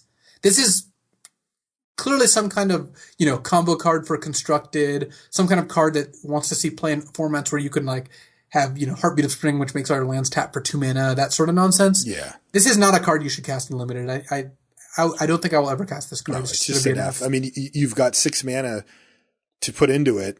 You can cast anything in your deck. Yeah, no, I'm just out on it. Of course, Chris Ron crushes the artwork, though. That is just ridiculous. All right, what about Dwynen Guiltleaf Dane? This is 2 green for a 3/4 legendary elf warrior with reach. I'm in. It also gives other elf creatures you control +1/+1, which is, ranges from nothing to fantastic. And whenever Dwynen attacks, you gain 1 life for each attacking elf you control. Dwynen's a solid card. This is a laundry list of, probably pretty good stuff, right? Yeah, it's a lot of like medium abilities that add up to a pretty good card. Definitely not a build around. You can build around this, but this is good enough by itself. You would play this as the only elf in your deck. It's a 4 mana 3/4 reach that when it attacks counts itself. So Dwynen, she will give you 1 life if you attack with her. Yeah, I'm a fan. I think this card's very good. I gave Dwynen a B. It might be a B plus. I still don't have a great feel for how many elves you actually can get. That's the kind of thing that for me would take it to the next level. But I mean, this is a very desirable card and it fits the description of a B quite nicely of it makes you want to go into this color. Just a lot of efficiency here, right? I mean, 3/4 reach on turn 4 is like a nice stop sign and it even attacks pretty well. I think this card just hits enough of the things that I want to see to get it into the B range pretty easily. I would also give Dwynen a B. I would advise you to not go, hard on drafting elves just because you have Dwynen. She's a good tiebreaker if you're deciding between 2 other cards, but you don't need to draft an elf deck if you have her. She's going to be good regardless. Yep. Next is Evolutionary Leap. This is 1 and a green for an enchantment. You can pay a green and sacrifice a creature. If you do that, you reveal cards from the top of your library until you reveal a creature card. You put that card in your hand, and then the rest go on the bottom of your library in a random order. I misread this card as well, actually. I thought it was sorcery speed for some reason, so I was comparing it to like Birthing Pod. Oh, okay. At instant speed, this card is actually fairly strong. I think this card's really good. It's what it does is, while this is in play, any removal spell that targets any of your creatures lets you draw a card. You draw a creature off your deck. And a spell, right? Yeah, and it's guaranteed to be a creature. Yeah. Yes, it's guaranteed to be a creature, the card you draw. It also lets you like chump block and then cash in your creature to try to draw something better. It does cost you a card initially, which is is real, but again, like Molten Vortex, this gives you a lot more resources over the course of a long game. I think Evolutionary Leap is really, really good. Like you said, blanking removal spells, you can even find yourself in a scenario where you're like chump block, get rid of my creature and keep going until you find your bomb. You also could just find yourself in a spot with enough cheap creatures, where you can do it multiple times in a turn and really kind of start churning through your library, trying to find that card that you need. It makes cards like Elvish Visionary look fantastic. I like the fact that sometimes late in the game, if you've got your Evolutionary Leap out, maybe things are stalled out or you're a little bit behind and you draw your stupid 2/2 for 2, right? The one you had in there for curve reasons, but now that it's turn 6 or 7, it's just not doing a whole lot. You can play it, block with it, or even just immediately sack it and just upgrade it to something else. And I mean, that's very powerful, right? I mean, you're wielding a really nice weapon there when you have that much control over your draw step. And the fact that you always get a creature with it is pretty great, especially for listeners of the show, because, they're more likely to be playing good creatures, right? I mean, I will take any creature I play in the deck, basically, at face value, just, if I'm getting a creature from my deck, I know it's going to be a playable spell. Especially with the way that they make creatures these days. So I actually have Evolutionary Leap quite high. I think that's a really flexible, sweet option to have. What grade did you give it? B+. I think I have it at a B. I think it's a solid card. Okay. I don't think you're going to cut it in green.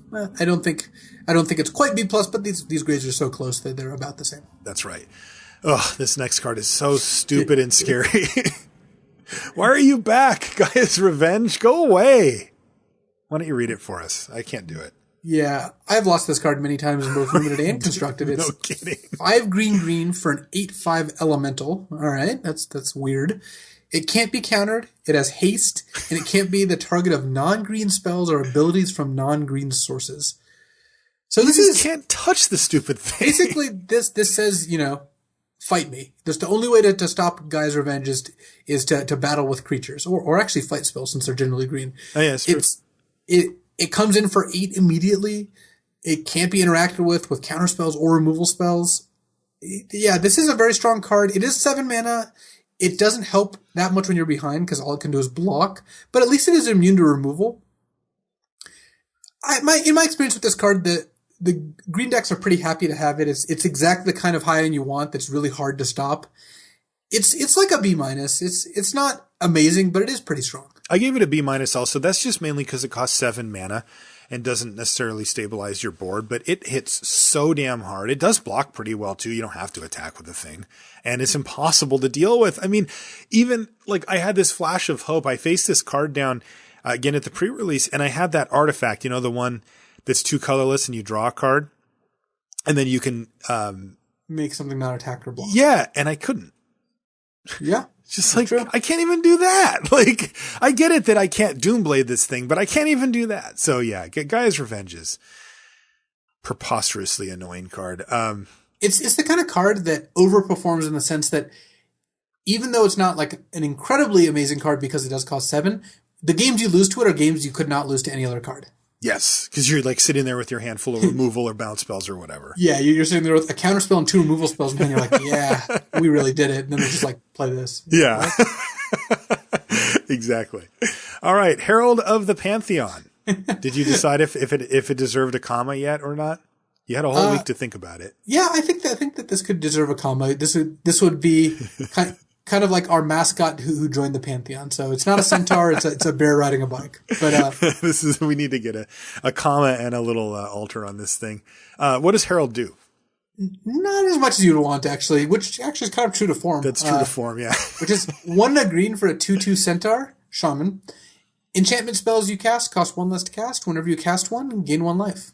So this is very obviously a constructed plant. This is, hey, black-green constellation, time to go off. Because you're not going to end up with very many enchantments in your deck, and you're not going to utilize either side of the ability very often, maybe once or twice per game. Yeah. Still, it's a 2-mana 2/2. Yeah. Often decks will play it. I think this is just a C, and it's not really going to change how I draft. Yeah, this is very close to a grizzly bears or a bear to me. It's just a 2-mana 2/2 with minor upside. I give it a C as well. Honored Hierarch is green for a 1/1 human druid. It's got Renown 1. And as long as it's renowned, it gets vigilance and can tap to add 1 mana of any color to your mana pool.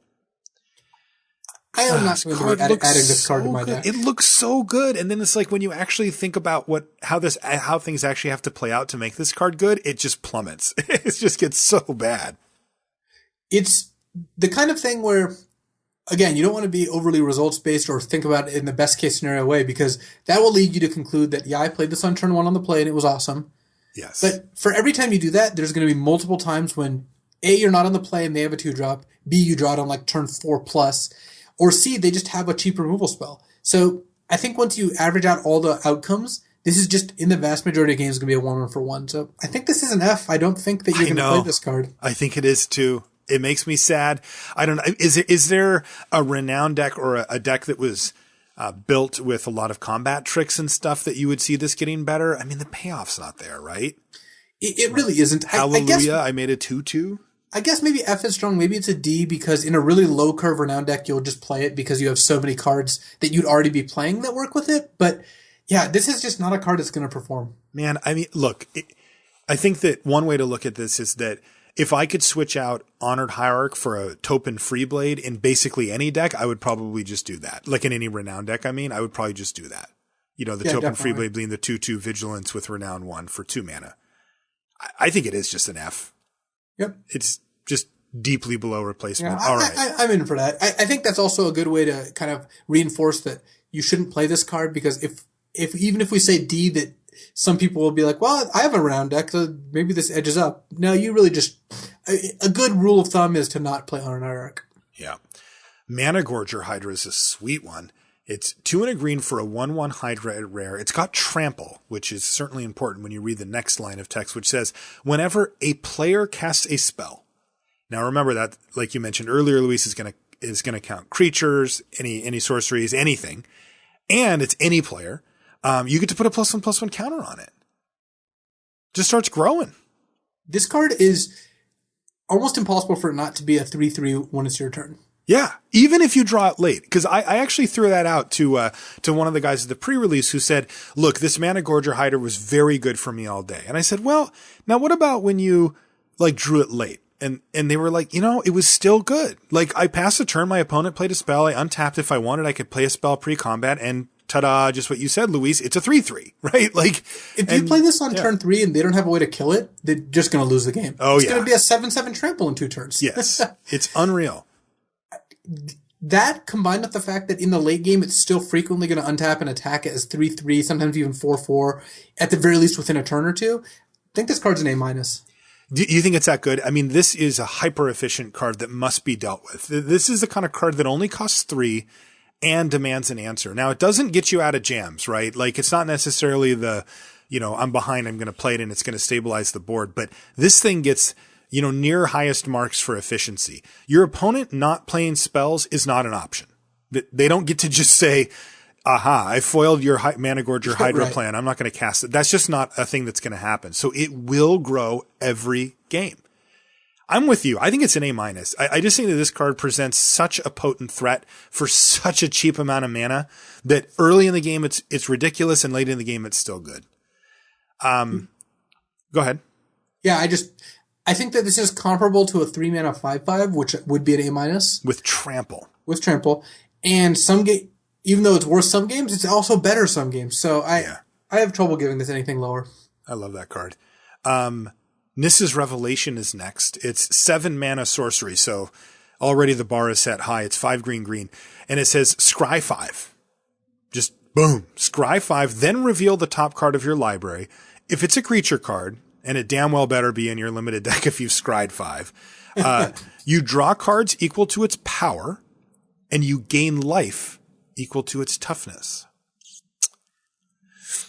Wow. Well, another green revelation, huh? Yeah. All revelations draw cards and gain life. It's the third revelation that does that now. So it's a little ambitious to assume you're going to hit Emrakul, which is what's happening in the picture. Is that what that is? Yeah. Oh, yeah. Oh, that's great.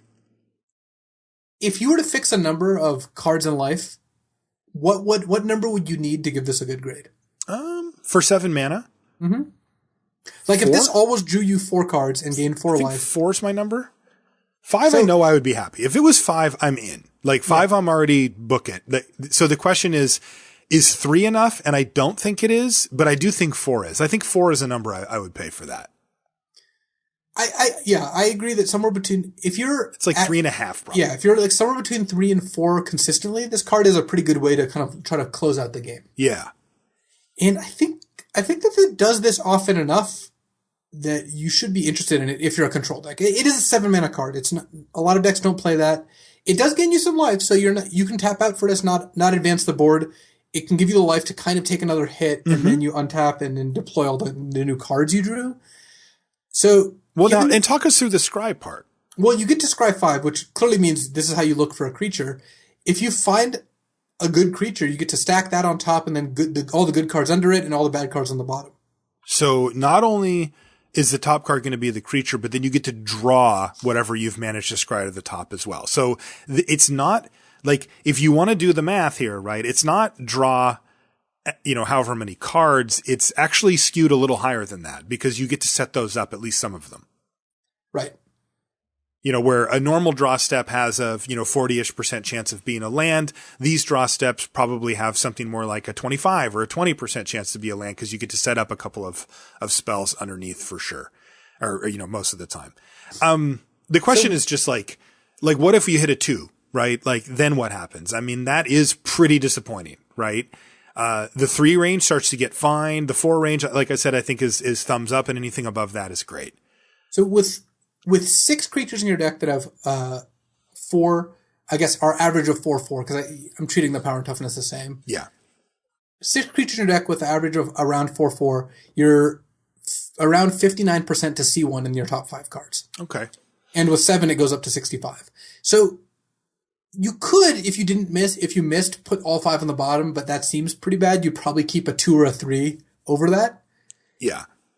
If you're hitting, if you have 6 things that are 4 or greater, and then another 5 that are 3 or greater, I think you're probably pretty happy playing this card. I think so too. You were mentioning control deck, but another deck that I think could do it is a ramp deck, right? Yeah, I guess I kind of mash those two together in okay. limited. Big mana deck, whatever. Yeah, decks that have cards that cost 7 or more. So okay. You do kind of want a slightly creature heavy deck to make sure this works. But in that deck, I mean, this is not a full-on build around because you just put it in a deck with a lot of creatures. But you do have to be playing a deck that is interested in expensive spells. But, if your deck is leaning towards that, then I think this is like a B-. This is a good way to close out a game. Yeah, I do too. I gave it a B-. But you do need to be in the type of deck that can take advantage. Next is Nissa, Vastwood Seer. So we have reached our Planeswalker again. So Nissa is 2 and a green for a 2/2. When she enters a battlefield, you can search your library for a forest card and reveal it and put it in your hand and then shuffle. And then whenever a land enters a battlefield under your control, if you control 7 or more lands, you exile Nissa, and then she's going to come back on the other side, transformed as Nissa Sage Animist. And Nissa Sage Animist is pretty dang sweet here. 3 loyalty, +1, reveal the top card of your library. If it's a land card, put it onto the battlefield. Otherwise, put it into your hand. So it's better than draw a card in most circumstances. -2, which you can do right away. She's got 3 loyalty, and you still get to keep her around. You get a legendary 4/4 green elemental creature token. And it's got a name, but whatever. And then if you get to ultimate, you get to untap 6 target lands. They become 6/6 elemental creatures. They are still lands. I figure you would have won the game by now if you've plussed Nissa 4 times to get to that point where you've basically drawn 4 extra cards. You should have probably already found a win. But if you haven't, then this will actually close it out as well. I'm having trouble evaluating this card without knowing the name of the token. Do you want me to say it for you? I do. It's Ashaya, the Awoken World. I didn't actually need to know that. Okay, can you please evaluate the card now? Nissa's fantastic. I would never Great cut card. Nissa. I would actually take her aggressively. She's a 3-mana 2/2 that draws you a forest. Yes. That alone I would always play in my green decks. Always play it. And flipping her is not very difficult, and you have complete control over it. So it's not like Liliana where it can flip at an awkward time. It's not like Chandra where you need to draw the right cards to flip her. I mean, technically you need 7 lands, but she finds one of them, and it's not hard to do this. Right. So you've got effectively 4 in the bank by the time you have Nissa, Vastwood Seer on the battlefield. Right. So it's only 3 more lands after that you need to hit before you can transform her. And when she flips, she either draws you a card directly with the +1 or draws you a 4/4 and plays it with the -2. And both those are very solid. Very solid. I think Nissa's an A-. I would be very happy first picking her. I think she's a very powerful card. I think so too. Look, the front half is probably already in the C+B- range, and this ridiculous upside that you get, when you draw her late in the game and you go Nissa, Vastwood Seer, play a land, flip. Well, the thing is, the front side, the 3-mana 2/2 that draws a forest, is a card that if you knew you were going to see it in the first 3 turns would be like a solid B+. Yes. And the times when that's not good, she can flip easily and become a card that is also good. Yeah, so it's just hitting on all cylinders. Really no weaknesses here. I guess the one downside is if your opponent has a lot of flyers, Nissa doesn't really protect herself against those. But it feels like nitpicking. I think Nissa is just a fantastic card. I do too. I give Nissa an A-. Oh man, this next card is so scary. Outland Colossus, 3 GG for a 6/6 giant that can't be blocked by more than one creature. Now, we have Menace as a new, mechanic or keyword or whatever. And this is like the opposite of that. Menace says, you must double block me. Outland Colossus says, you cannot double block me. And on top of all of that, it's got Renown 6. So if it hits, it becomes a 12/12. This card is absurdly good. First off, just on the vanilla test, it's a 6/6 for 5, so it crushes that. Then it has this extra ability where it can only block by one creature, and there's not very many creatures in the set that can tussle with it one-on-one and survive. And then if it hits, it just becomes completely stupid, as if the 6/6 for 5 that, abysses them wasn't good enough already. Yeah, the numbers here are just absurd. I would even call them outlandish. It's a 12/12 for 5. Yeah, it's just outrageous, this card. I mean, and this is an interesting thing for us too, because this is the type of card that isn't pushing into new boundaries, right? Or it's pushing boundaries, but it's not pushing into new territory, right? These are things that we're used to, right? Power and toughness for mana, and then sometimes more power and toughness if a condition is met, and then some type of blocking restriction. But what they've done is just turned up the dials on everything. They turned down the casting cost, turned up the base power and toughness, turned up the renown, and made it really difficult to deal with, both in combat, and even a lot of removal spells don't kill it. I mean, the good ones do, but all the red stuff doesn't get it and all that. So I'm a huge fan of this card. I just think that, I've mentioned it a couple of times, but about asking questions, right? Like, what does this card do for my opponent? This card says, do you have an answer for this? And it has to be very quick, because if not, you're dead almost immediately. I love this card. I just think it's like hyper efficient. It is. There's really nothing wrong with it. I guess the one thing you could say is that it costs 5 mana and your opponent can frequently spend 5 or less mana to kill it. But even then, if they don't kill it, you're hugely far ahead. There's just not a lot of cards that can actually kill it. No. I gave Outland Colossus an A-. I didn't put it in the A category just because, it doesn't have reach. It doesn't help block multiple things. It's just big, dumb, and on the ground. But it's so big that it blocks almost everything anyway. So I still put it into the A range and gave it an A-. Yeah, I agree with that completely. All right, this next one is called The Great Aurora. I'm going to read it quickly because I don't think we need to spend too much time on it. It's 6 green. It's a 9-drop. It's a sorcery. It says, each player shuffles all cards from his or her hand and all permanents he or she owns into his or her library, then draws that many cards. Each player may put any number of land cards from his or her hand onto the battlefield, and then you exile this. Look, I don't really see a way to get a discernible advantage by playing this in limited. There's going to be some games where it benefits you and some games where it doesn't. Most of the time it will, because you get your lands first. But it costs 9 mana. It's 6 green for an effect that doesn't even say you win the game necessarily. I'm just not playing this card. I gave it an F. Yeah, the Great Aurora is anything but. I'm also going to give it an F. All right. This next one does not get an F. It's called Woodland Bellower, and it's like this horrible mix of 2 mascots for the show. Yeah, I swear there's this long running practical joke being played on us between Marsh Hulk getting printed, literally a bear with elk antlers getting printed. What is going on? Yeah, there's just multiple elks in every set now. There's a card called Herald of the Pantheon. I don't get it. But this is definitely the sick offspring. Are piling up. Yes. Even a bear on a bicycle can put all this together. So Woodland Bellower is 6 mana, 4 GG for a 6/5 beast, which is thumbs up, right? That's not great though, right? It's just like, okay, sure. No, I have played that card though before. Okay, yeah, big dumb dinosaurs, sure. Yeah. But it's got more. It says, when it enters the battlefield, you may search your library for a non-legendary green creature card with converted mana cost 3 or less and put it onto the battlefield and then shuffle. So he brings along a friend. And that is very powerful. You're effectively getting 2 creatures. It can be a 2-drop or a 3-drop. It won't often be a 1. Ideally, you want to get a 3-drop with it, of course, because those are going to be a little more powerful on average. But basically, this thing gets you 2 cards for the price of 1, and they're probably both strong. A 6/5 on the ground is strong, and then you're going to get something else, your best 3-drop or whatever that's still in your deck. I just think this card is, it kind of reminds me of the Outland Colossus in the sense that it's just very efficient. It just gets you 2 bodies for 1, which I think is fantastic. And the 6/5 is very respectable. Easy to overlook, but very respectable body. I think Woodland Beller is really good. And I gave it an A- also. I think that it helps stabilize your board in a big way. And it's just raw power for 6 mana.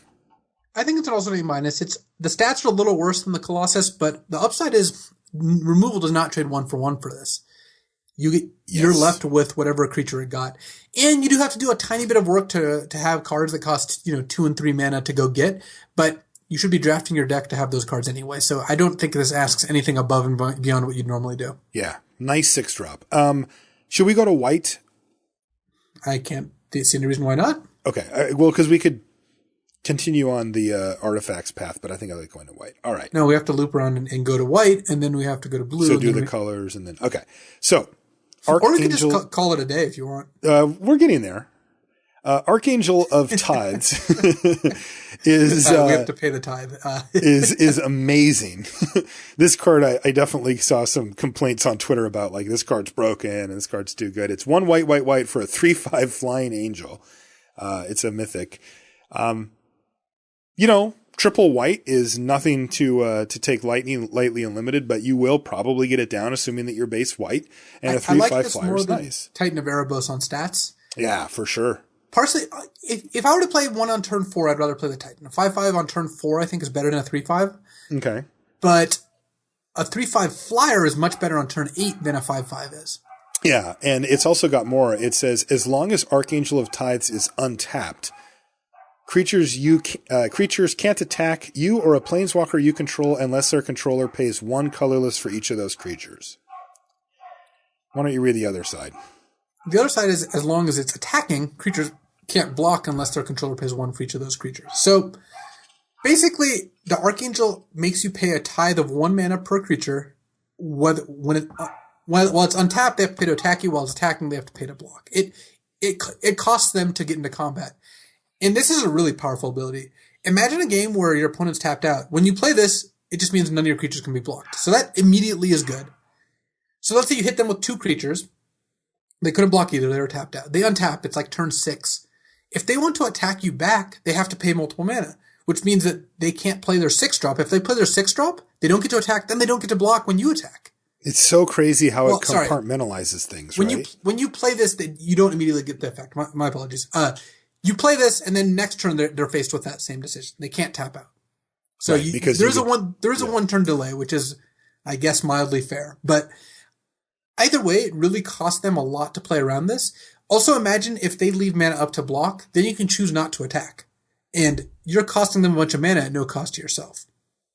Yeah, Look, the only thing that I'm concerned about with this card, if it's in my deck, is can I cast the thing? Yeah, that's really the only drawback, is that triple white is a big deal.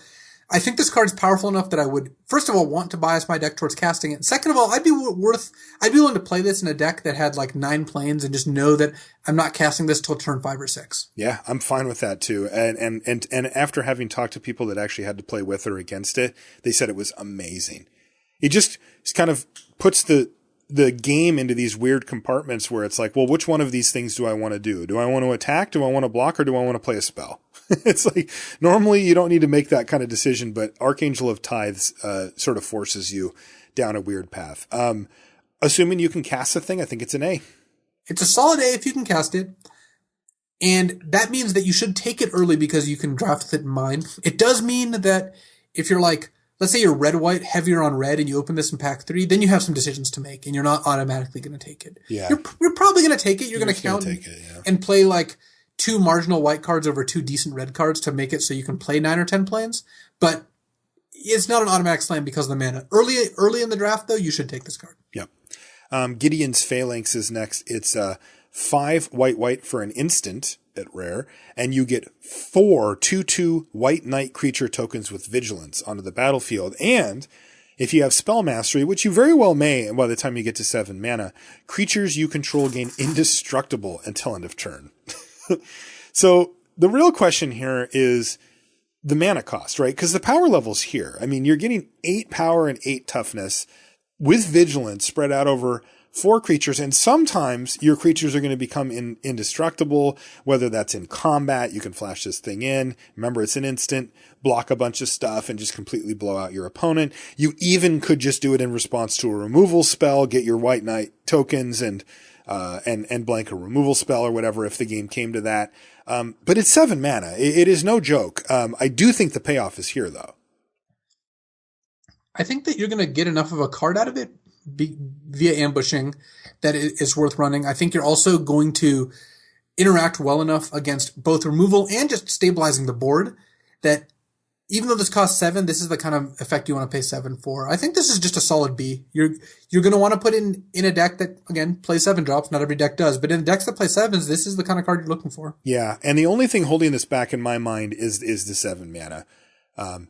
If I could get 3 of these things for 5 or 6 mana or whatever, I would be super on board, and I would even give it a better grade. But I think it's a B as well. It is very powerful, though. The instant speed changing. I mean, anytime anybody that's ever cast a spectral procession or anything that just gives them multiple creatures at once, it feels super good. And these are legit big creatures with vigilance that are tough to deal with. So I like it.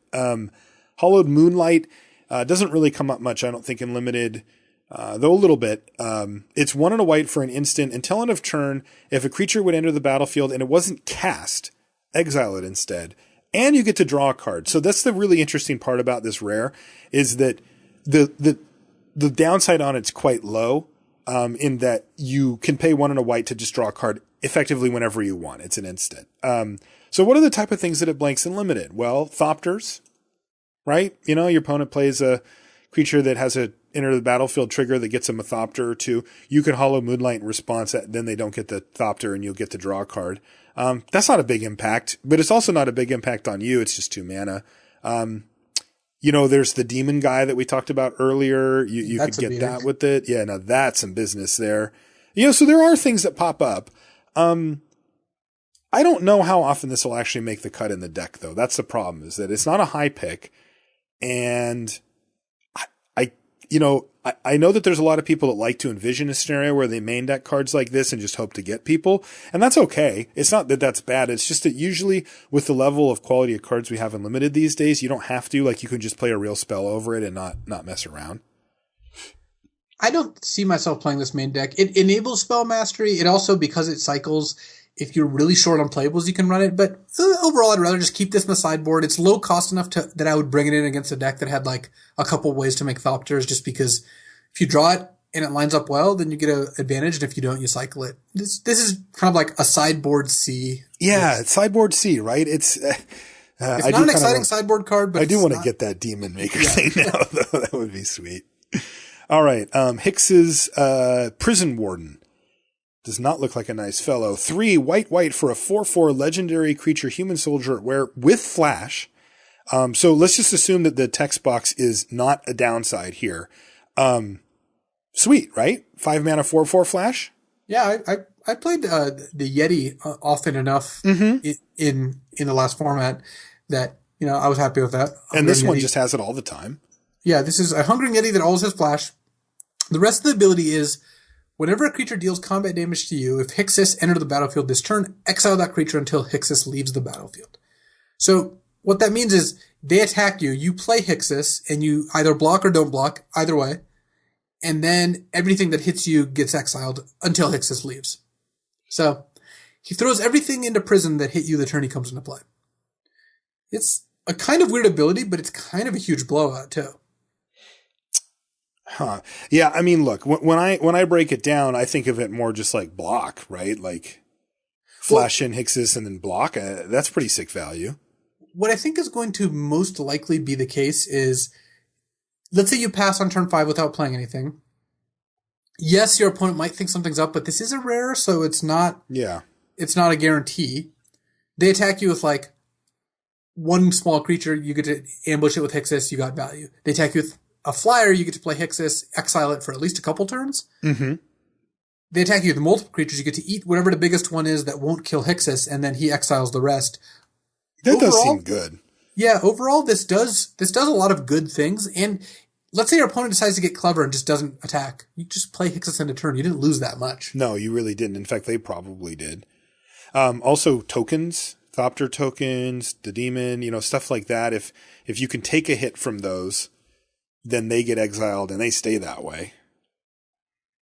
Yep, right? They go to the real bad jail. Tokens are very dead. So, yeah, so that's pretty good too. I mean, that's real value. Hixus is good if you're ahead because he just adds more pressure to the board and lets you keep all your mana up for counter spells or tricks or whatnot. He's good in parity because he can snipe things and might pick off a random flyer or a random 3/2 that attacks you. And when you're behind, Hixus can save you, though you have to have a life cushion. If you're at 2, Hixus' special ability is not going to do very much, but it's possible to be at like 13 but be outnumbered 3-0. Totally. Play Hixus, then all of a sudden you have a Hixus, they have nothing.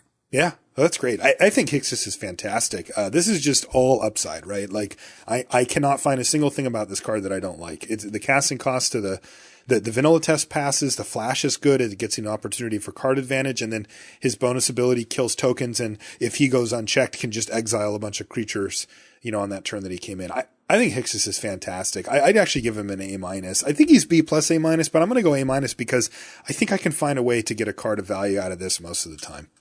Yeah, I think A- is a good grade for Hixus. Knight of the White Orchid is a reprint. It's white for a 2/2 first strike. And it says when it enters the battlefield, if an opponent controls more lands than you, you may search your library for a plains card, put it onto the battlefield, and then shuffle it. It's not tapped, by the way.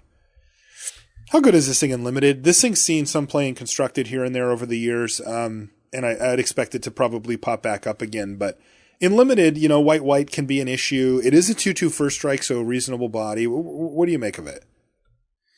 It's a fun card. Assuming the mana cost isn't a huge issue, which generally won't be in a deck with 9 or 10 planes, you're always going to play Knight of the White Orchid. It's just going to do its job as a 2-mana 2/2 first strike. That is fine. And on the draw, it gets you a free land. It draws you a card, puts it directly into play, which is pretty nice.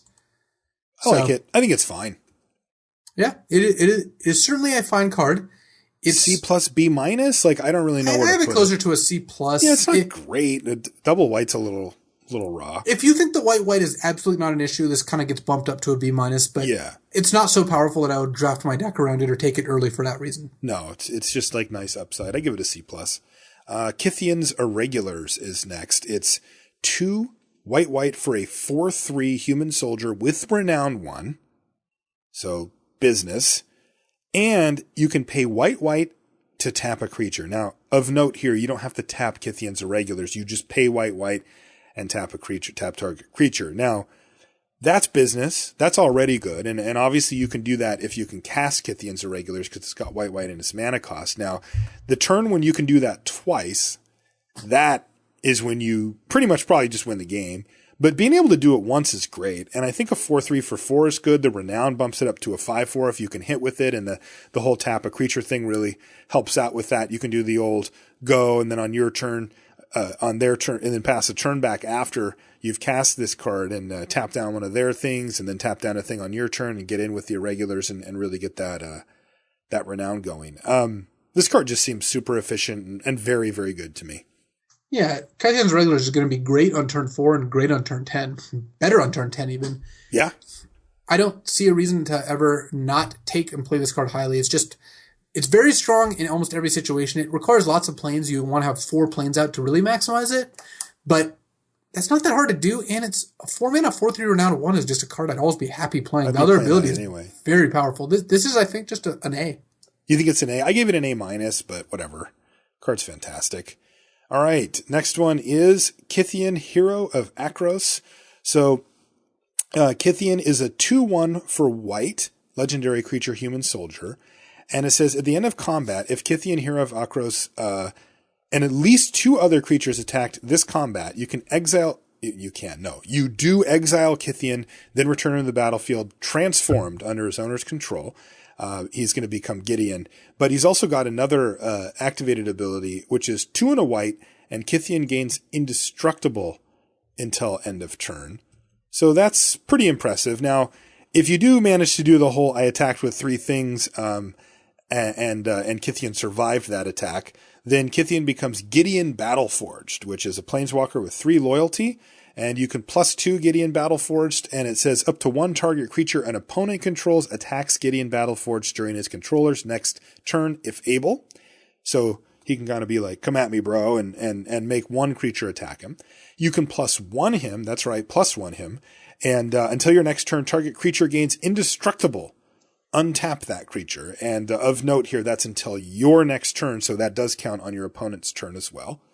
And then 0. There's no minus ability on Gideon Battleforged. And 0 says until end of turn, Gideon becomes a 4/4 human soldier creature with indestructible that's still a planeswalker, and you prevent all damage that would be dealt to him this turn. So people like this card at the pre-release. I'll say that. I was maybe not quite as high on it. I thought it was like good, but they said it was great. How do you rate Kythian Hero? I would say it's closer to good than great. That's kind of how I have it. 1 mana for a 2/1 is fine. Paying 3 to give it indestructible means that Kythian is going to be able to block well at any point in the game, kind of attack without fear. Clearly that's meant to getting to flip him when you have a couple other attackers. Mm-hmm. Gideon Battleforged is good too, but really relies on you having other creatures. That's the part I don't like, is that you need to either have creatures to use the +2 because you want creatures for them to attack into. Like the idea is to make it so their 3/3 has to attack into your 4/4. Or you want creatures to untap and give indestructible to block. And if they have a flyer and you don't, that's kind of unfortunate. And then hitting for 4 a turn is not the most impressive ultimate, but is decent. Basically, Kythian is great in games you're winning, where you can flip Kythian early. First of all, you're putting a lot of pressure to begin with. You're attacking with 3 creatures. And then you're flipping Gideon, who's going to be good on a board where you're ahead.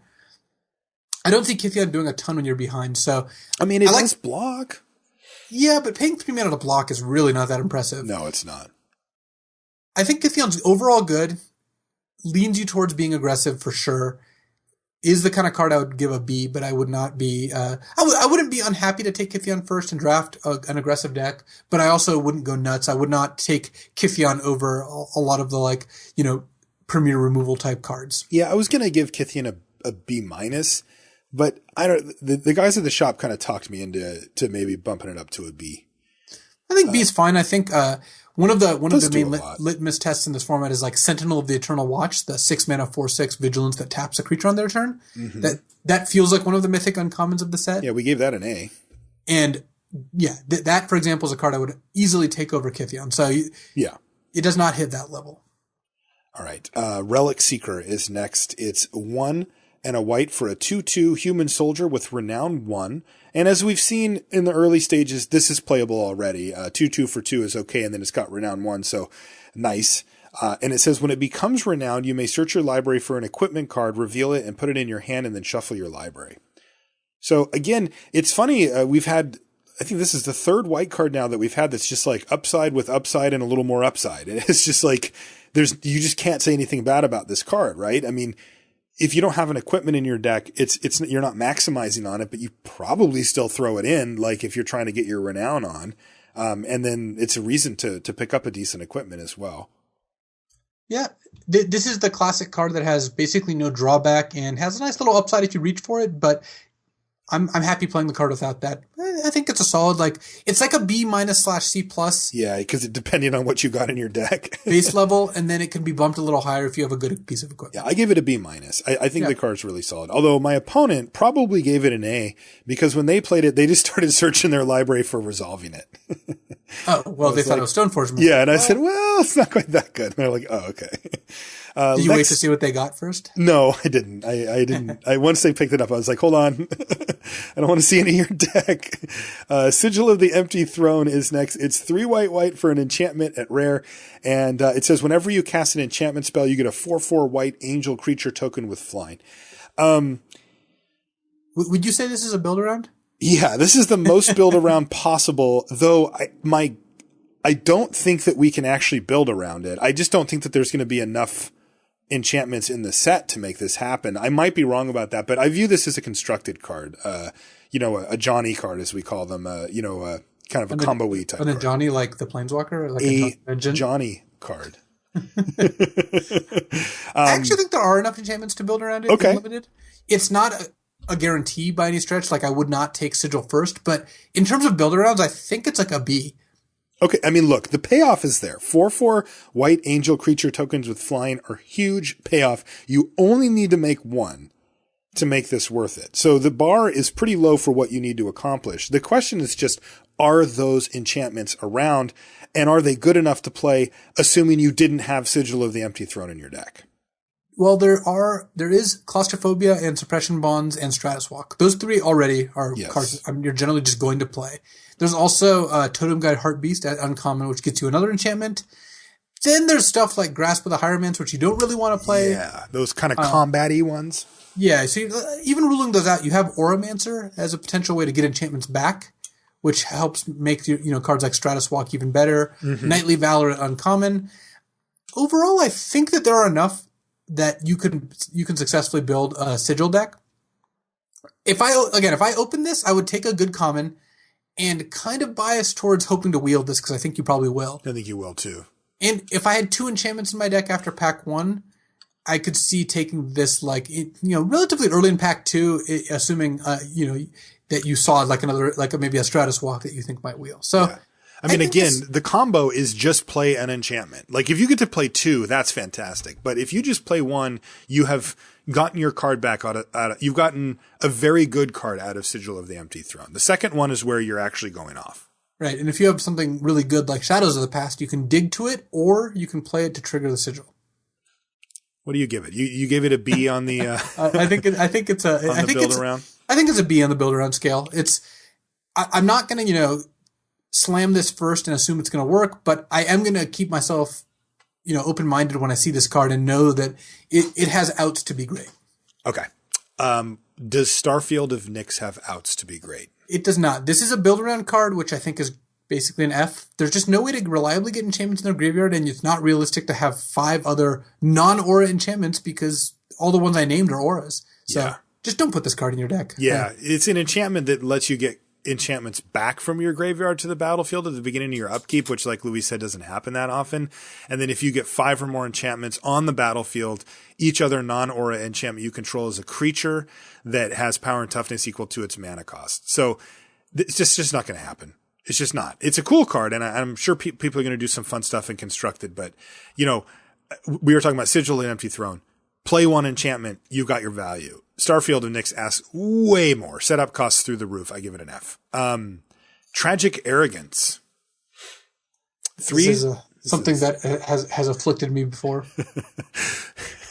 Not the card. That happened to me on one of the videos that'll be up on Channel Fireball for the Cube. Wait, this card's in the Cube? No. the card that I forgot to cast because I was so far ahead is in the Cube, and I'll let that one sit. Tragic Arrogance, 3 white for a sorcery. It says, for each player, you choose from among the permanents that player controls an artifact, a creature, an enchantment, and a planeswalker. Then that player sacrifices all other non-land permanents he or she controls. So how does this actually play out?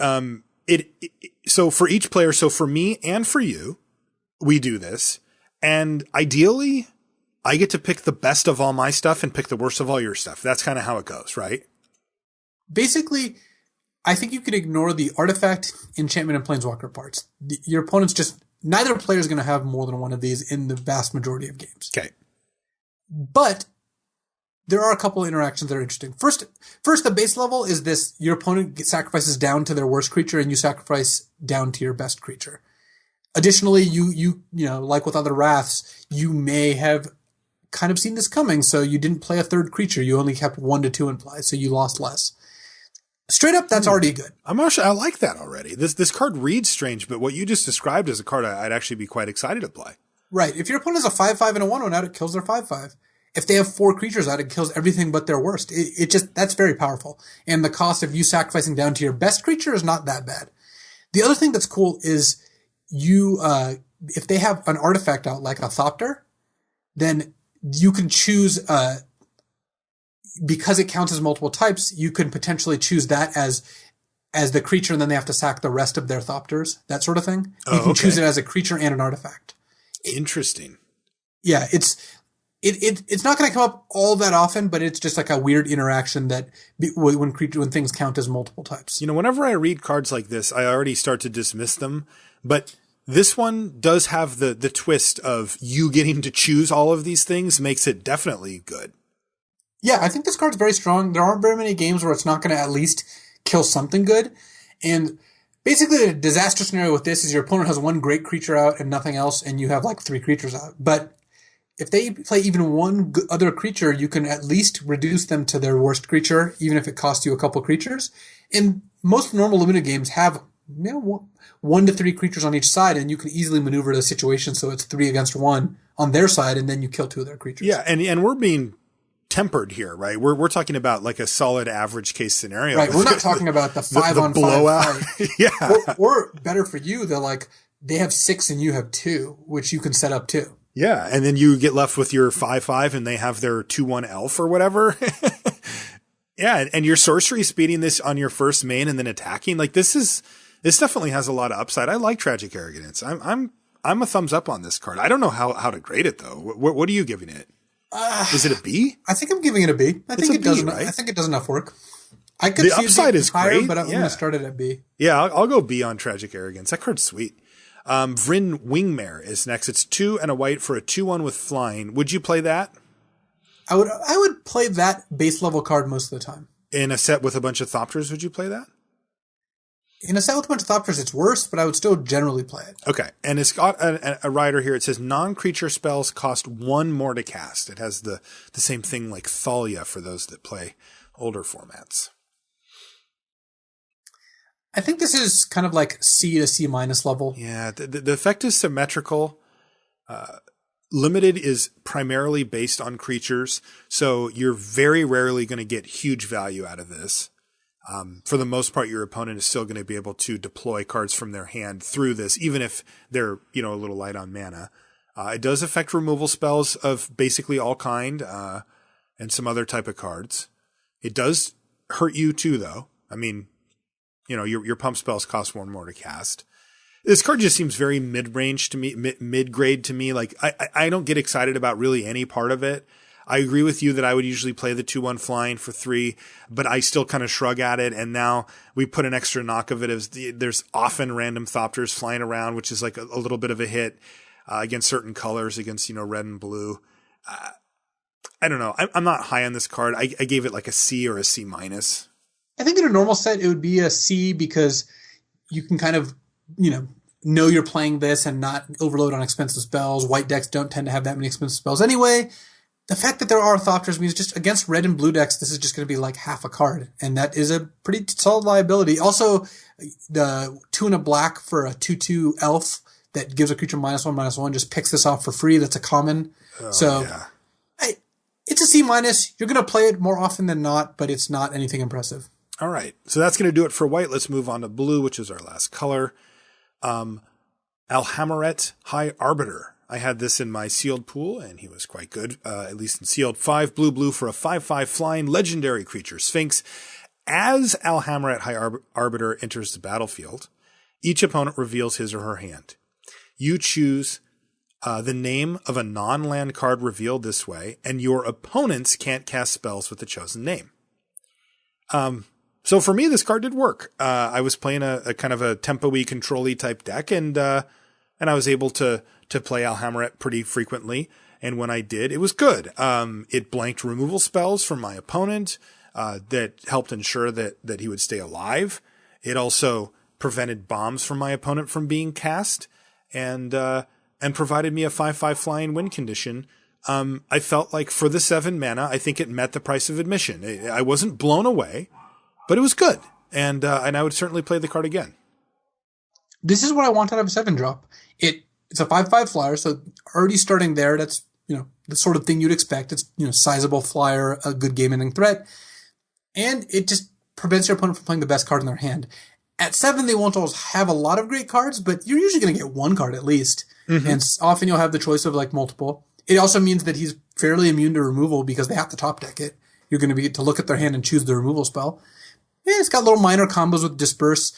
This is the kind of card you want on a high end. It's, again, we say this with every 7-drop, but the thing is true. Not every deck wants a 7-drop. That being said, most blue decks I think are going to. And this is the kind of one you want to squeeze in. I would give this a B minus. I'm not super high on the card, but I think it is quite good. Yeah, I think at 6 mana, it gets into the BB plus range, but I have it at B minus also. 7 mana is a big hit. Days Undoing is next. What does this thing do? Is this familiar to you? Do you know this card? It is. It is familiar to me. It's basically Time Twister. So it's 2 and a blue sorcery. Each player shuffles his or her hand and graveyard into her library, draw 7 cards, and then exile exile all spells abilities on the stack, including this card, because you end the turn. Yeah. That's the big difference. Is Time Twister is a restricted card in Vintage, one of the Power 9, and it does this, but it doesn't force you to end your turn. Days Undoing, you both get to draw 7, but then you have to pass the turn, giving your opponent first crack at it. That's rough. I do not think you should play this card.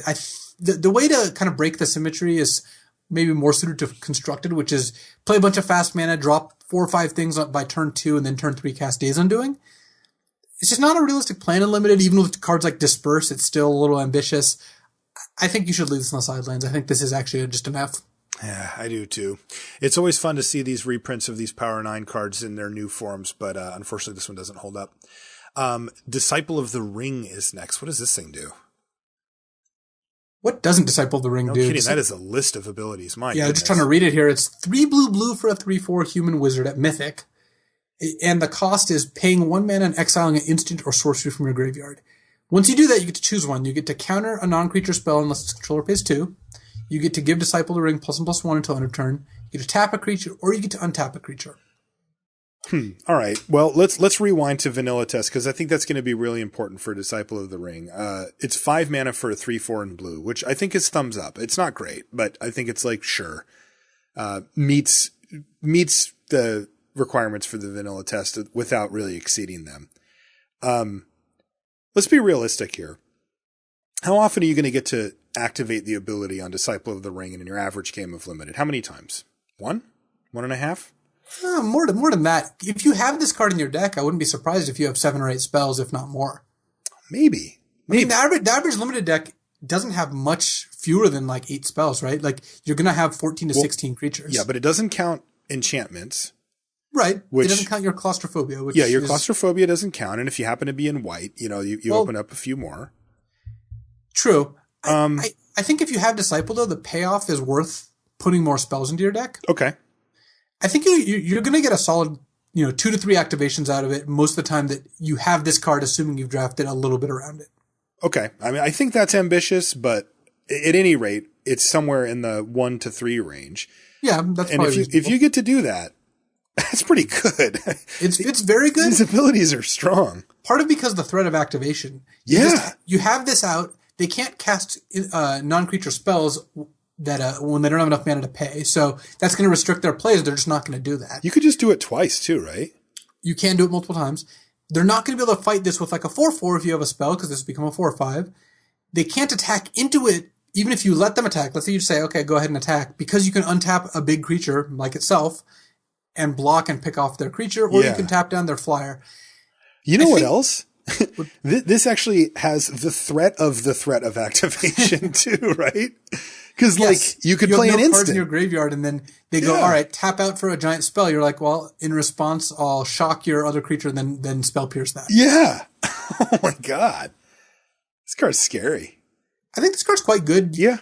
I think it's a solid B in a normal deck, because you can just put this in a deck with, again, 5 through 7 spells and be okay with it. All you have to do is get 1 activation. I think this pays for itself. I think so too. I think that the Vanilla Test isn't that far off, and 1 activation puts it over the top. And then if you get anything beyond that, I think this card becomes bomb territory. Yeah. So I think it starts out at B, but has room to grow to like an A-. Yeah, I'll give it a B as well. Great card. Really cool too. Definitely. Displacement Wave. Now, I actually had this in my sealed pool, did not play it. Don't know if that was correct or not. It's blue X for a sorcery at Rare. It says return all non-land permanents with converted mana cost X or less to their owner's hands. I read this card like 6 times, and I'm just like, I can see a couple of cool things I can do. I can do it for blue and bounce a bunch of tokens. That's okay. The problem is I was playing a bunch of Thopter tokens, so I didn't think that was going to come up that often. And I didn't really see what the point was in resetting everything at my cost, card and mana, and then saying go. And watching my opponent deploy their best threats and then pass the turn back to me. Am I off here? Like, this card just didn't seem that good to me. No, I think this card's horrendous. The really one use I can think of is maybe siding it against an opponent with a lot of tokens, because it kills tokens for blue. For cheap. But overall, yeah, like you're paying a bunch of mana and they're getting first crack at replaying everything. I guess if you have the most expensive card, you can bounce everything smaller than that. But that seems like it's kind of like Wrath setup costs without a Wrath payoff. Without the payoff. So I think this card's like a D to a sideboard card. Probably just a D. And then if you need to side it in against Thopters, that's fine too. Yeah, I'm just going to give it a sideboard. Like, yeah, that's probably I fine. don't think I'm going to main it. Ooh, speaking of cards I had in my sealed pool. Wahaha, I had Harbinger of the Tides, and this card is sweet. It's blue for a 2/2 Merfolk Wizard, and when it enters the battlefield, you may return target tapped creature an opponent controls to their hand, and if you want to pay 2 colorless more, you can do this at instant speed. You can give it flash. This card was a house. Oh my God, it was so good. Like, I was figuring out new ways to, blow out my opponents with it. A few times I just played it for blue and just returned a creature and attacked. That worked fine. No complaints there. That is a very good play. Yeah, there was nothing wrong with just sort of pseudo mana warring, and I was quite happy with that play. But other times when I flashed it in, oh my goodness, you can get some disgusting blowouts with this card. Even like one play I had, which is my opponent attacked me with like a 2/2 or a 3/3 and a 3/2 with Renown. And all I did is flash in Harbinger, bounce the 3/3 and block the 3/2. And I gotta say, that felt fantastic. And, I wasn't getting like a straight up 2-for-1. I was getting close to it. Like, I got an unsummon for free or whatever, but it's not like I was like, destroying his creature with an aura on the stack or something. But I got to say, it felt fantastic. I love this card. It's just a very good card. It's efficient. It can save you later when you pay the full 4. In a tempo game, it's awesome just paying 2. You get to cast it on like turn 5 and play a 3-drop still. And worst comes to worst, you can just play this on turn 2. You're probably not going to do that very often because of how powerful the effect is, but given that that's an option among all the other good options, then I see nothing wrong with this card. It's still not like an earth-shattering effect, so I would probably give it a B, but it's just a very solid B. I have it at B as well. It was never absurd, right? I probably said that word, but in reality, it wasn't killing 2 things with 1 card or whatever, but it felt great. Really flexible card too. Jace's Sanctum is next. What does this thing do? Not a whole lot. It's an enchantment for 3 and a blue. Instants and sorceries that you cast cost 1 less. And when you cast 1, scry 1. So, nah. This is a build around, clearly, but it's not a build around that gets you anywhere. First of all, scry 1 does not stack very well. No. Having 5 scry 1s is like, well, a scry 5 and 5 scry 1s are actually very different, because let's say you have 5 scry 1s in a row, right? You look at the first one, it's a land. You look at the second one, it's like a slightly above average spell. You're like, well, I guess I got to keep this. And then you just lose the other 3 scries. If you got to scry 5, you'd get to pick the best of the 5 and then put the rest in the bottom, or the best 2 of the 5 and put the rest in the bottom. So, but when are you ever getting more than scry 1 out of this anyway? Right, that's what I'm saying, is you're only getting a bunch of scry 1s, and maybe when you're casting 2 spells a turn or something like that, which is kind of the idea. But you wasted a card on this. Yeah. This is just an F. It's just not worth doing all that. Yeah, I mean, the other way to look at it is we were talking about potentially building around a card that rewarded you for having instants and sorceries in your graveyard, right?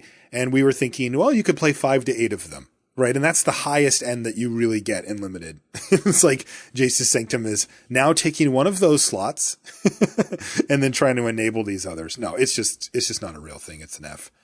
All right, we have reached Jace territory. This is Jace Vryn's Prodigy. It's 1 and a blue for an 0/2 legendary creature, and it says tap to draw a card and then discard a card. Now, before I read anything else, I'm very happy. This is Merfolk Looter. A 2-mana 0/2 Merfolk Looter is quite good. You'd always play that card. I would always play that card. Merfolk Looter is a card that they have significantly nerfed over the years as they realized that it was too powerful to have this ability for free, no mana every single turn, and we just don't see it anymore. So let's read on. If there are 5 or more cards in your graveyard, well, that's not very many. Exile him, bring him back, and he gets transformed. So he becomes Jace Telepath Unbound, which is, of course, a planeswalker with 5 loyalty. That's a lot of loyalty. And it says +1. Up to 1 target creature gets -2, -0 until your next turn. Oh, All right. It means that Jace That's can an protect effect. himself fairly well. Against a 2/2 flyer, Jace clearly just goes up. Even against a 3-power creature, Jace stays neutral. Yeah. So that's okay. That's okay. -3, which is, so 5 down to 2 if you want to do this a turn that he's flipped. It says, you may cast target instant or sorcery card from your graveyard this turn. If that card would be put into your graveyard this turn, exile it instead. So it basically gives a card flashback. And as you know, you have to pay for that still. It's not a situation where you get to cast it without paying its mana cost. You do have to pay. But since using the ability on Jace doesn't actually cost mana, it's pretty likely that you'll have some good options as far as that goes. Not bad. You know, maybe you -3 it and play a removal spell again. I could see that happening somewhat often. And then the -9 is the ultimate, and it says you get an emblem with whenever you cast a spell, target opponent puts the top 5 cards of his or her library into his or her graveyard, which actually does kind of close out the game in limited. But yeah, but as we've said many times, you can evaluate most planeswalkers as if their ultimates didn't exist because. Right. I mean, how often does that actually come up? And the answer is not very often. Can I evaluate this planeswalker as if the planeswalker part didn't exist? You can't. It is kind of interesting that Jace is the number one on the list of planeswalkers that you would not want to flip here. Yeah, no way. Not much rather, but I think I would prefer to have. It's not clear cut. When you play Jace on turn 2, you get a bunch of turns of looting. If nothing else goes to your graveyard naturally, then at least 5 loots, which is awesome. Which is great, yeah. So the looter part is clearly good. The question is, does flipping into a planeswalker after 1 to 3 loots, because usually it's going to be like, I bet in an average game it's like slightly over 1 if you look at all the games where Jace gets tapped. Because every time you draw him on turn 6 plus, it's just going to be 1. Oh, I see what you're saying, sure. So on average, Jace is going to get like 1.5 loots in or something like that. Mm-hmm. Well, once you have Telepath Unbound, you can immediately draw a card, because presumably all your mana is untapped. You get to -3 and just replay a removal spell. Yeah, even at the pre-release, our opponent just jaced and then replayed Disperse, and that was good. And that was good, right? And of course, the opponent could set that up from the looting. That's sort of looting or just casting earlier, either one. Yeah. Jace also doesn't die very easily, which is nice. A lot of the other planeswalkers in the cycle don't have much defense against a random like flyer. Yeah, my God, 6. It goes to 6 the turn it comes in. It goes to 6 and stops a creature for 2, whichever one is going to hit, which you get to kind of choose. It's not bad. So overall, I think Jace is very good. I like Jace about as much as I like Chandra, which is to say these are all in the like B to B plus range, with the exception of Nissa. Nissa being awesome, and you're going to be able to get value out of Jace almost every deck. You would play Jace in every single blue deck, and it would push me towards blue to have Jace. I would just make sure to have a couple spells along with it, which blue decks normally do anyway. Yeah, that's B plus what you're describing there. Yeah, that's probably closer to what it is. Yeah, I think I'd give Jace a B plus. I mean, the looter effect is so powerful. Yeah, and just playing a looter early. The thing is, looters are actually better late in general because you have more information about what you need. Like when you loot with a hand of 4 land and 3 spells with 2 land in play, maybe you discard a land, but when it's 3 land and 3 spells, it's a lot closer. No, for sure, that's true. I mean, it's always good, but definitely better when you're getting lands that you just can't do anything with into the graveyard and drawing cards instead. Mizium Meddler is next. It's 2 and a blue for a 1/4 Vidalcan Wizard with Flash. And when it enters the battlefield, you may change a target of a target spell or ability to Mizium Meddler. It's a weird card. That is a weird card. I would most of the time play a 3-mana 1/4 Flash, I think. Me too. That already is like probably like a C, maybe a C plus. Yep. The fact that you get to change the target probably bumps this up to a B minus though. Yeah, that can be very good. The base level is saving one of your other creatures from removal. They try to cast, claustrophobia or what have you on another creature. You play Mizium Meddler and Mizium Meddler dies. That's fine. You paid 3 mana to counter a removal spell. The upside is sometimes they put a good enchantment on their creature or they cast a giant growth and then you get to go zoop, Mizium Meddler get in there. I guess the giant growth is just a counter spell, but a 3-mana 1/4 that counters a giant growth is very good. So, well, yeah, I guess if they screwed up the timing, you could really blow them out. But yeah, but I mean, just even if they're like before blocks, giant growth, my guy. Right, but even assuming they didn't, it's a 3-mana 1/4 that counter one of their spells. Yeah, well, and there's also burn spells, right? Like the shock. or the 4-mana sorcery that does Lightning 3 Javelin. damage. Lightning Javelin, you go Mizium Meddler. Yeah. They get to scry still, but your Mizium Meddler didn't die. Yeah, so that's a big game. The fact that this lives through a decent portion of the removal is a pretty big deal. Yeah, I give it a B-. I think the card's just good. I mean, you also just occasionally flash it in, double block, and get some value that way too. Yeah, I think B- is fine. Soulblade Djinn, what does this guy do? Soulblade Djinn is the blade. It's 3 blue for a 4/3 flyer. That's already solid B territory. And then it says, whenever you cast a non-creature spell, creatures you control get +1/+1 until end of turn. So prowess just won't go away? This is super prowess. Yeah. This is monk, yeah. Yeah, this is the monk all over again, the 4 and a white for a 3/3. Monk, yeah. But this has flying and +1/+0. Yeah. So I think this is an A-. It's not very hard to get this to do work. By itself, it's already great, and it's a flying overrun that doesn't cost you a card and sits in play. Yeah, this card's fantastic. Yeah, I have it at card. B+, but whatever. We're saying the same stuff. Yeah, Soulblade Djinn is definitely the blade. You were not lying. What does Talent of the Telepath do? It's 2 blue sorcery. Target opponent reveals the top 7 cards of his or her library, and you may cast an instant or sorcery card from among them without paying the mana cost. Put the rest in the graveyard. If you have Spell Mastery, you get to cast 2 from the top 7. I do not like this card. It takes a lot of random chance to get it to the point where you not only hit a spell in their top 7, but it's a spell that's relevant. Sometimes you'll hit a combat trick that doesn't do anything, or sometimes you'll hit a removal spell when they don't have a great creature out. Or worse, because that's not that likely. What if you hit a removal spell when they don't have a creature that can be killed by that removal spell out? That is something that could happen. Yeah, that's pretty bad. Now there is crazy upside too. Like you could hit that green revelation. Sure.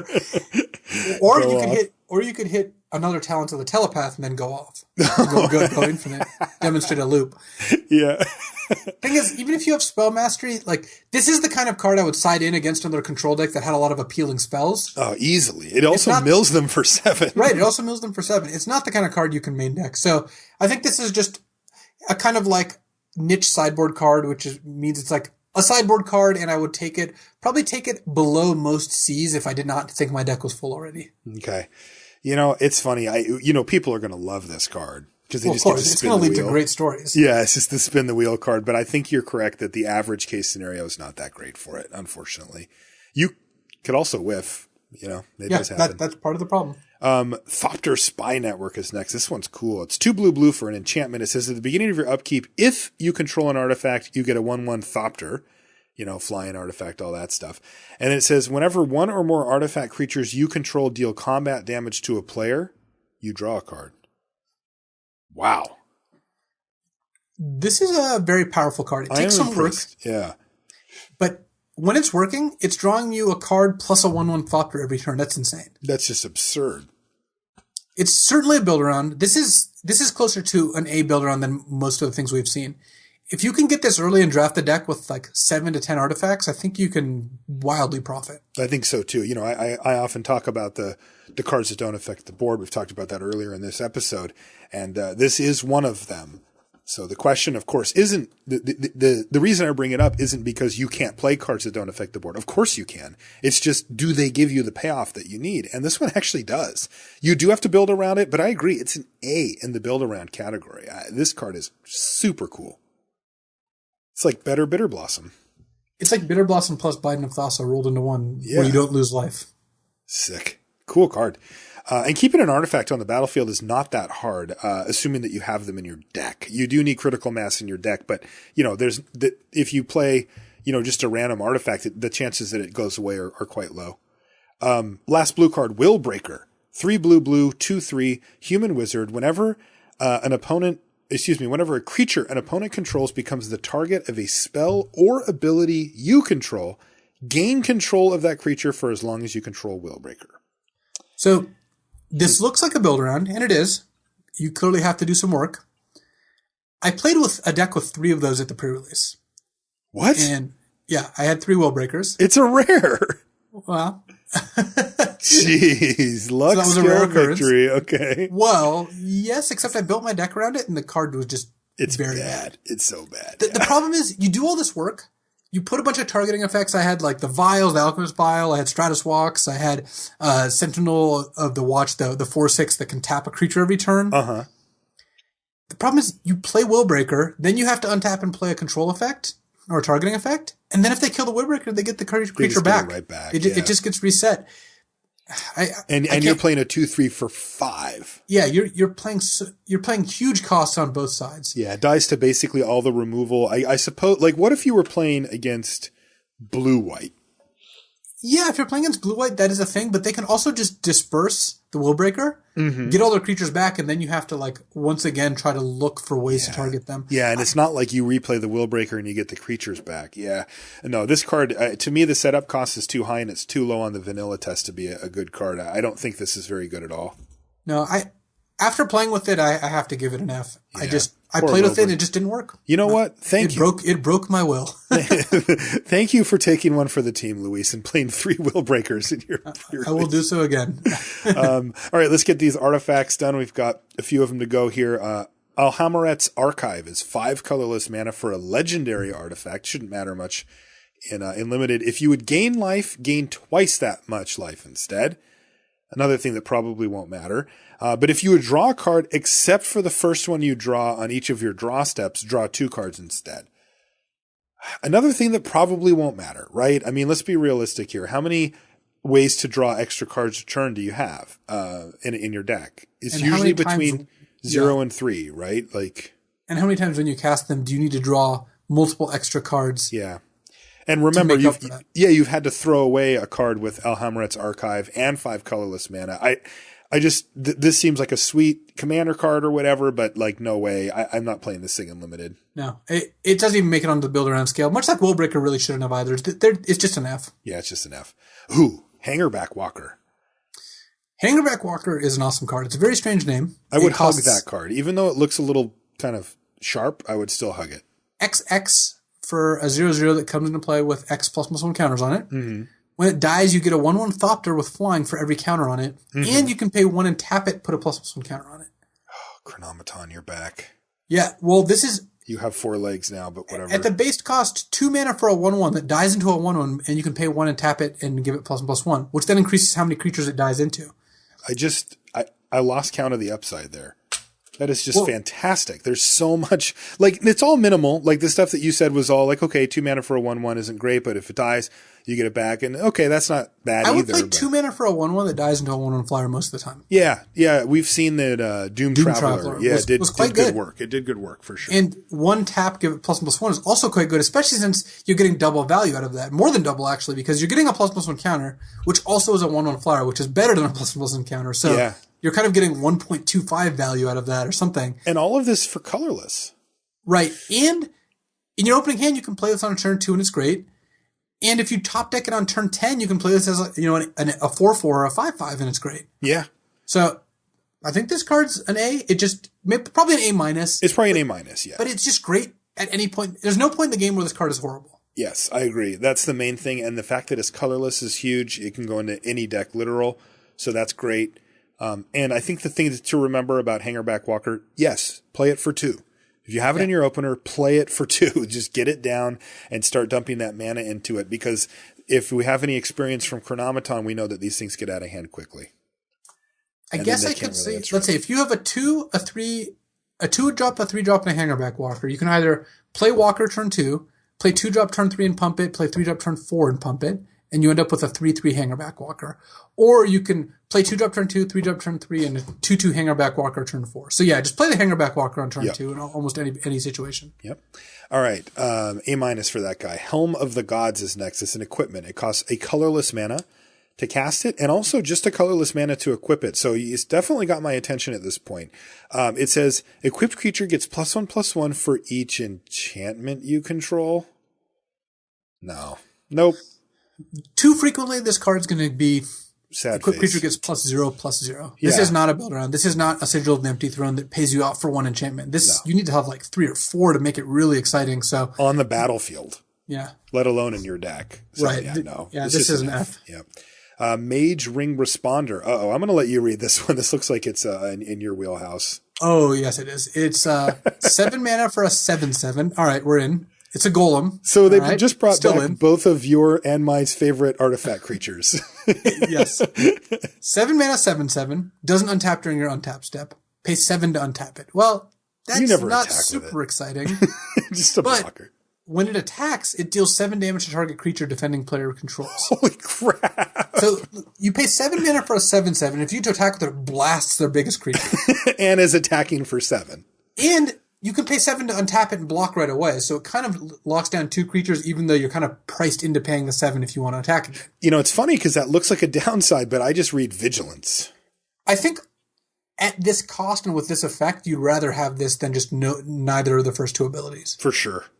Because oftentimes, this is the last thing you play from your hand anyway. So having a place to dump that 7 mana that actually affects the board will be advantageous for you. Yeah. Wow.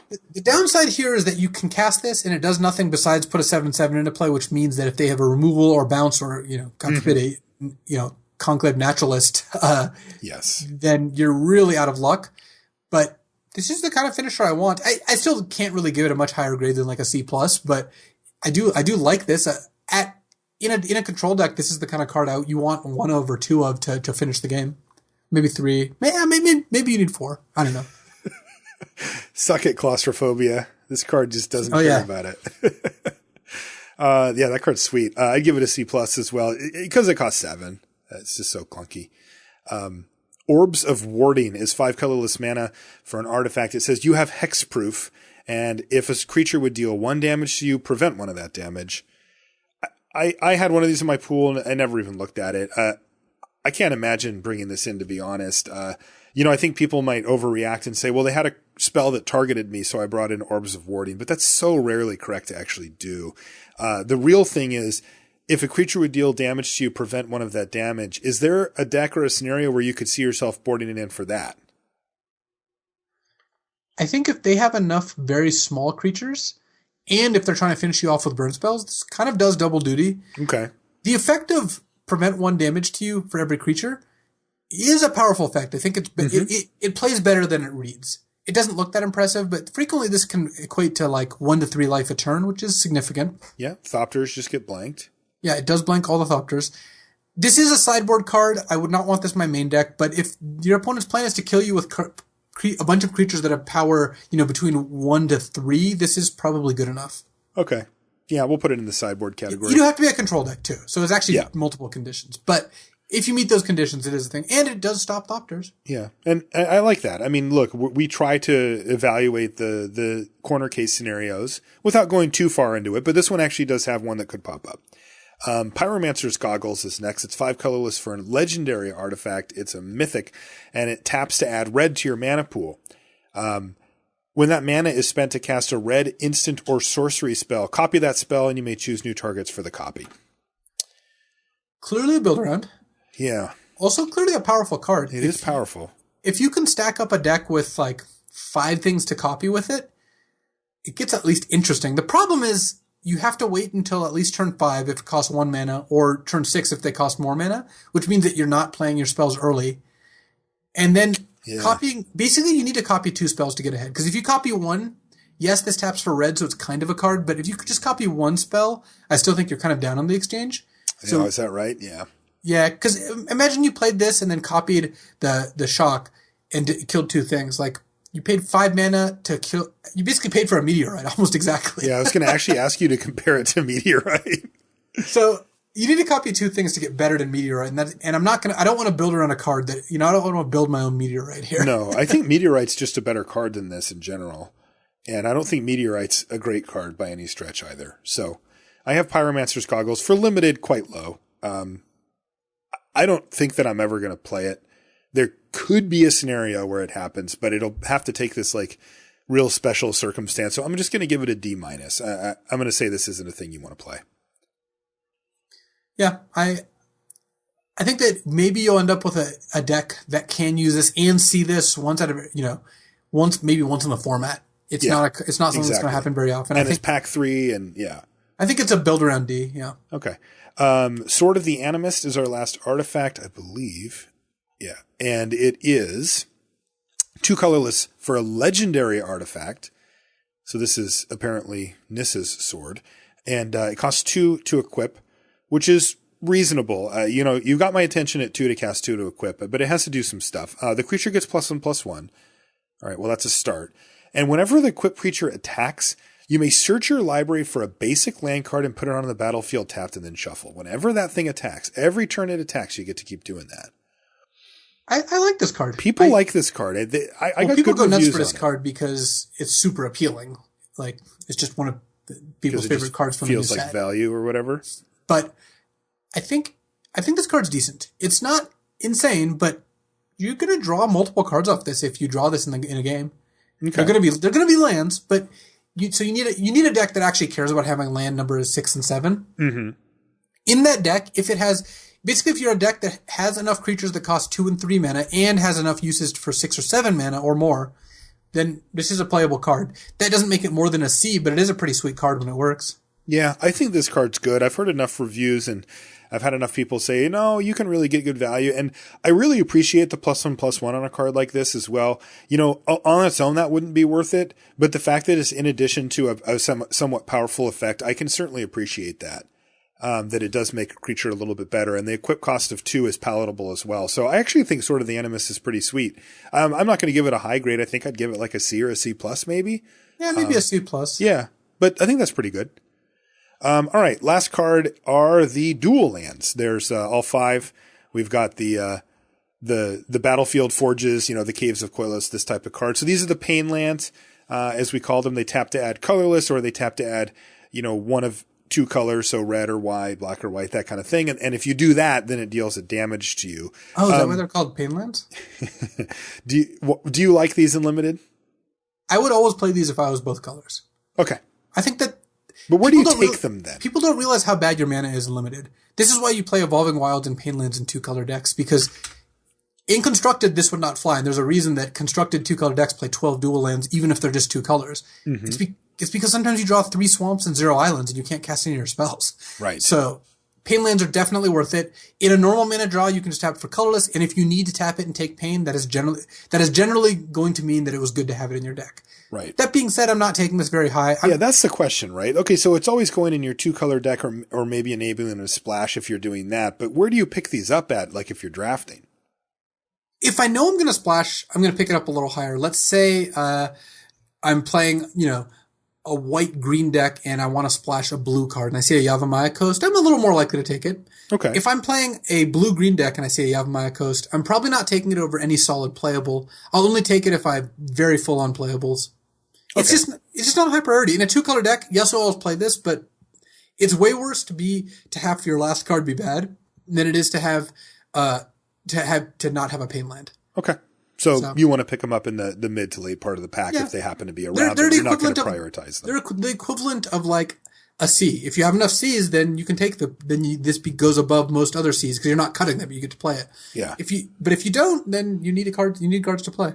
All right. Well, that's going to do it. That is the Mythic Rares and Rares for Magic Origins here. And I got to say, this set looks super exciting. I think they did a really good job with this. I had a really fun time with the pre-release, but I also won a bunch, so it might be tainting my view on it. But I am very excited for this thing to come out this weekend and, of course, to get my hands on it on Magic Online. And I think the rares look pretty sweet. I mean, there are some fairly ridiculous bombs floating around here, which could be annoying as we move through the format. But that said, I think it looks pretty cool. I do too. I don't have a strong opinion on what the format's going to look like quite yet after only playing with it for one day, essentially. But there are not too many rares that make there aren't too many rares where your opponent plays it and you're like, ugh, I can't win. There's no Citadel Siege in the set, which I like. There's Chandra or Pia and Kiran Nalar, which is very good. But that doesn't dominate in that same way. And if you kill it, then you've got at least somewhat of an answer. There's also Sentinel of the Eternal Watch is I think the best uncommon. Yeah. And that card's awesome, but you can kill it or bounce it. So I like that there's counterplay despite there being some really good cards. Yeah, and like some of the great cards like Archangel of Tithes is one that feels somewhat oppressive, but it costs triple white. It's not like they can just slam it on turn 4 every time. So I like it. Set seems pretty cool. All right, that's going to do it for the set review. I want to remind you that Limited Resources is brought to you by channelfireball.com every week. You can go there to find all of these great new Origins cards, whether they're still sealed up in their booster packs or whether they're in single form, whatever you need, they'll have it at Channel Fireball. And make sure you stop by and check out some of those videos, articles, and podcasts that I mentioned, all 100% for free all the time on channelfireball.com. If you want to find us on social media, I am Marshall_LR and Luis is LSV. You can also send us an email if you got something a little longer to say, lr@lrcast.com. And you can find links to all types of stuff, limited resources related at lrcast.com. Right on the front page, you can find links to our Facebook page, the YouTube channel. I've been putting up some of my stream videos on there too, just for fun. You can find the link for my stream and Luis's stream. We've both been streaming a lot more lately. The subreddit, of course, you can find if you want to find like-minded Magic players that you want to share opinions with. You can do that. It's all there at lrcast.com. And that is going to do it for this week. Thanks for hanging out as always, and we'll see you next week. In honor of set reviews, I want to talk about the cards I've gotten the most wrong in set reviews, because I've actually been doing set reviews for a long time as well. And luckily for you, Marshall, 2 of the cards that we've talked about make it onto this list. So great. you get to be a part of this. Oh, yay. I like audience participation. Yeah, associate my name with this, please. So honorable mention is going to be Azure Mage. This is a card that costs 1 and a blue for a 2/1, and it has the ability 3 blue draw a card. So in limited, this card is clearly great. I didn't get that wrong. However, in constructed, I said this was a 1. I said this was on a 1 to 5 scale, or 0 to 5 scale rather. I said this is unplayable, and I said, it's just a limited only card. Move on. 2 weeks later, I had this in the sideboard of a deck that I top 8'd nationals with. So it's not that I was like super wrong. That card's a very, very niche play. We just had 1 in our sideboard because it was good in the control mirrors. Okay. It's more that I panned the card and then immediately put it in a deck. Hey, at least you're flexible, man. There's evidence that it was in fact not a 1. So that wasn't as much a huge miss as it was funny that I was immediately playing the card after saying it was bad. At the time, I thought it was bad. Then I played with it and realized it was good. Mm-hmm. Number 5 on the list of 5 will be Pack Rat. I gave Pack Rat a 2 out of 5. I said, maybe if there's some attrition-based matchups, this will be okay. Turns out it was the best card in Standard for over a year.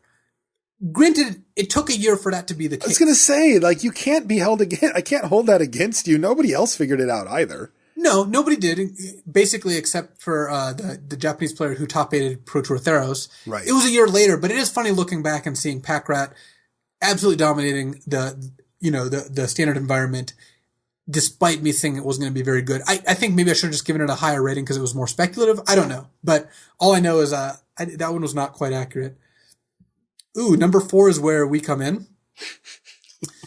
Ugin, the Spirit Dragon. Mm-hmm. Turns out it was one of the best cards in that entire format to open.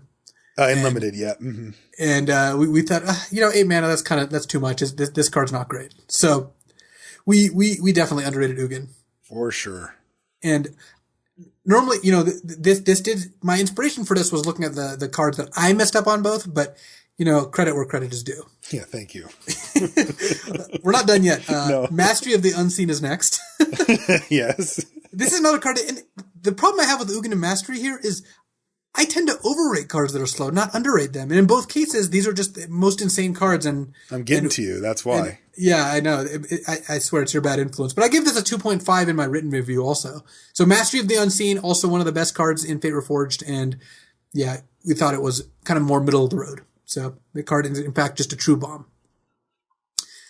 Next up is a card that I said was very good and ended up just being even better. I said Jace the Mind Sculptor was a 4 out of 5 when it's literally one of the examples of a 5 out of 5. Right. It's not even close to being fair. It's a card that eventually got banned in multiple formats, including one of the very, very rare Standard bannings. So, again, this was a card that I gave a high rating to, but it turns out the card was just busted. And it was hard to tell. This actually, surprisingly, was like Pack Rat in that when it got released, it didn't get played for a while. No, it didn't. So yeah, the only one that was really trumpeting it at the time of the high-level guys was Chapin. Yeah, Chapin was obsessed with it, and he ended up was just completely correct. He was completely right. It turns out that when Bloodbraid Elf was in the format, Jace wasn't absurd. As soon as it rotated out, Jace just became the best card. Yep. But number one in my heart and also on the list is, of course, Delver of Secrets, which I gave it 2 out of 5 and said, maybe if there's like an all-spell deck, this could be something. Yeah. It just turns out Delver is just a multi-format all-star. It's great. It was good in Standard. It was in the best deck in Standard. It's, very playable in Modern. It's great in Legacy, and it's even good in Vintage. Yeah. So it is on the short list of one of the best creatures of all time. Oh, yeah. And so that sounds like a 2 out of 5 to me. I don't know about you. Which is what 2 out of 5 is described at on your written set reviews, right?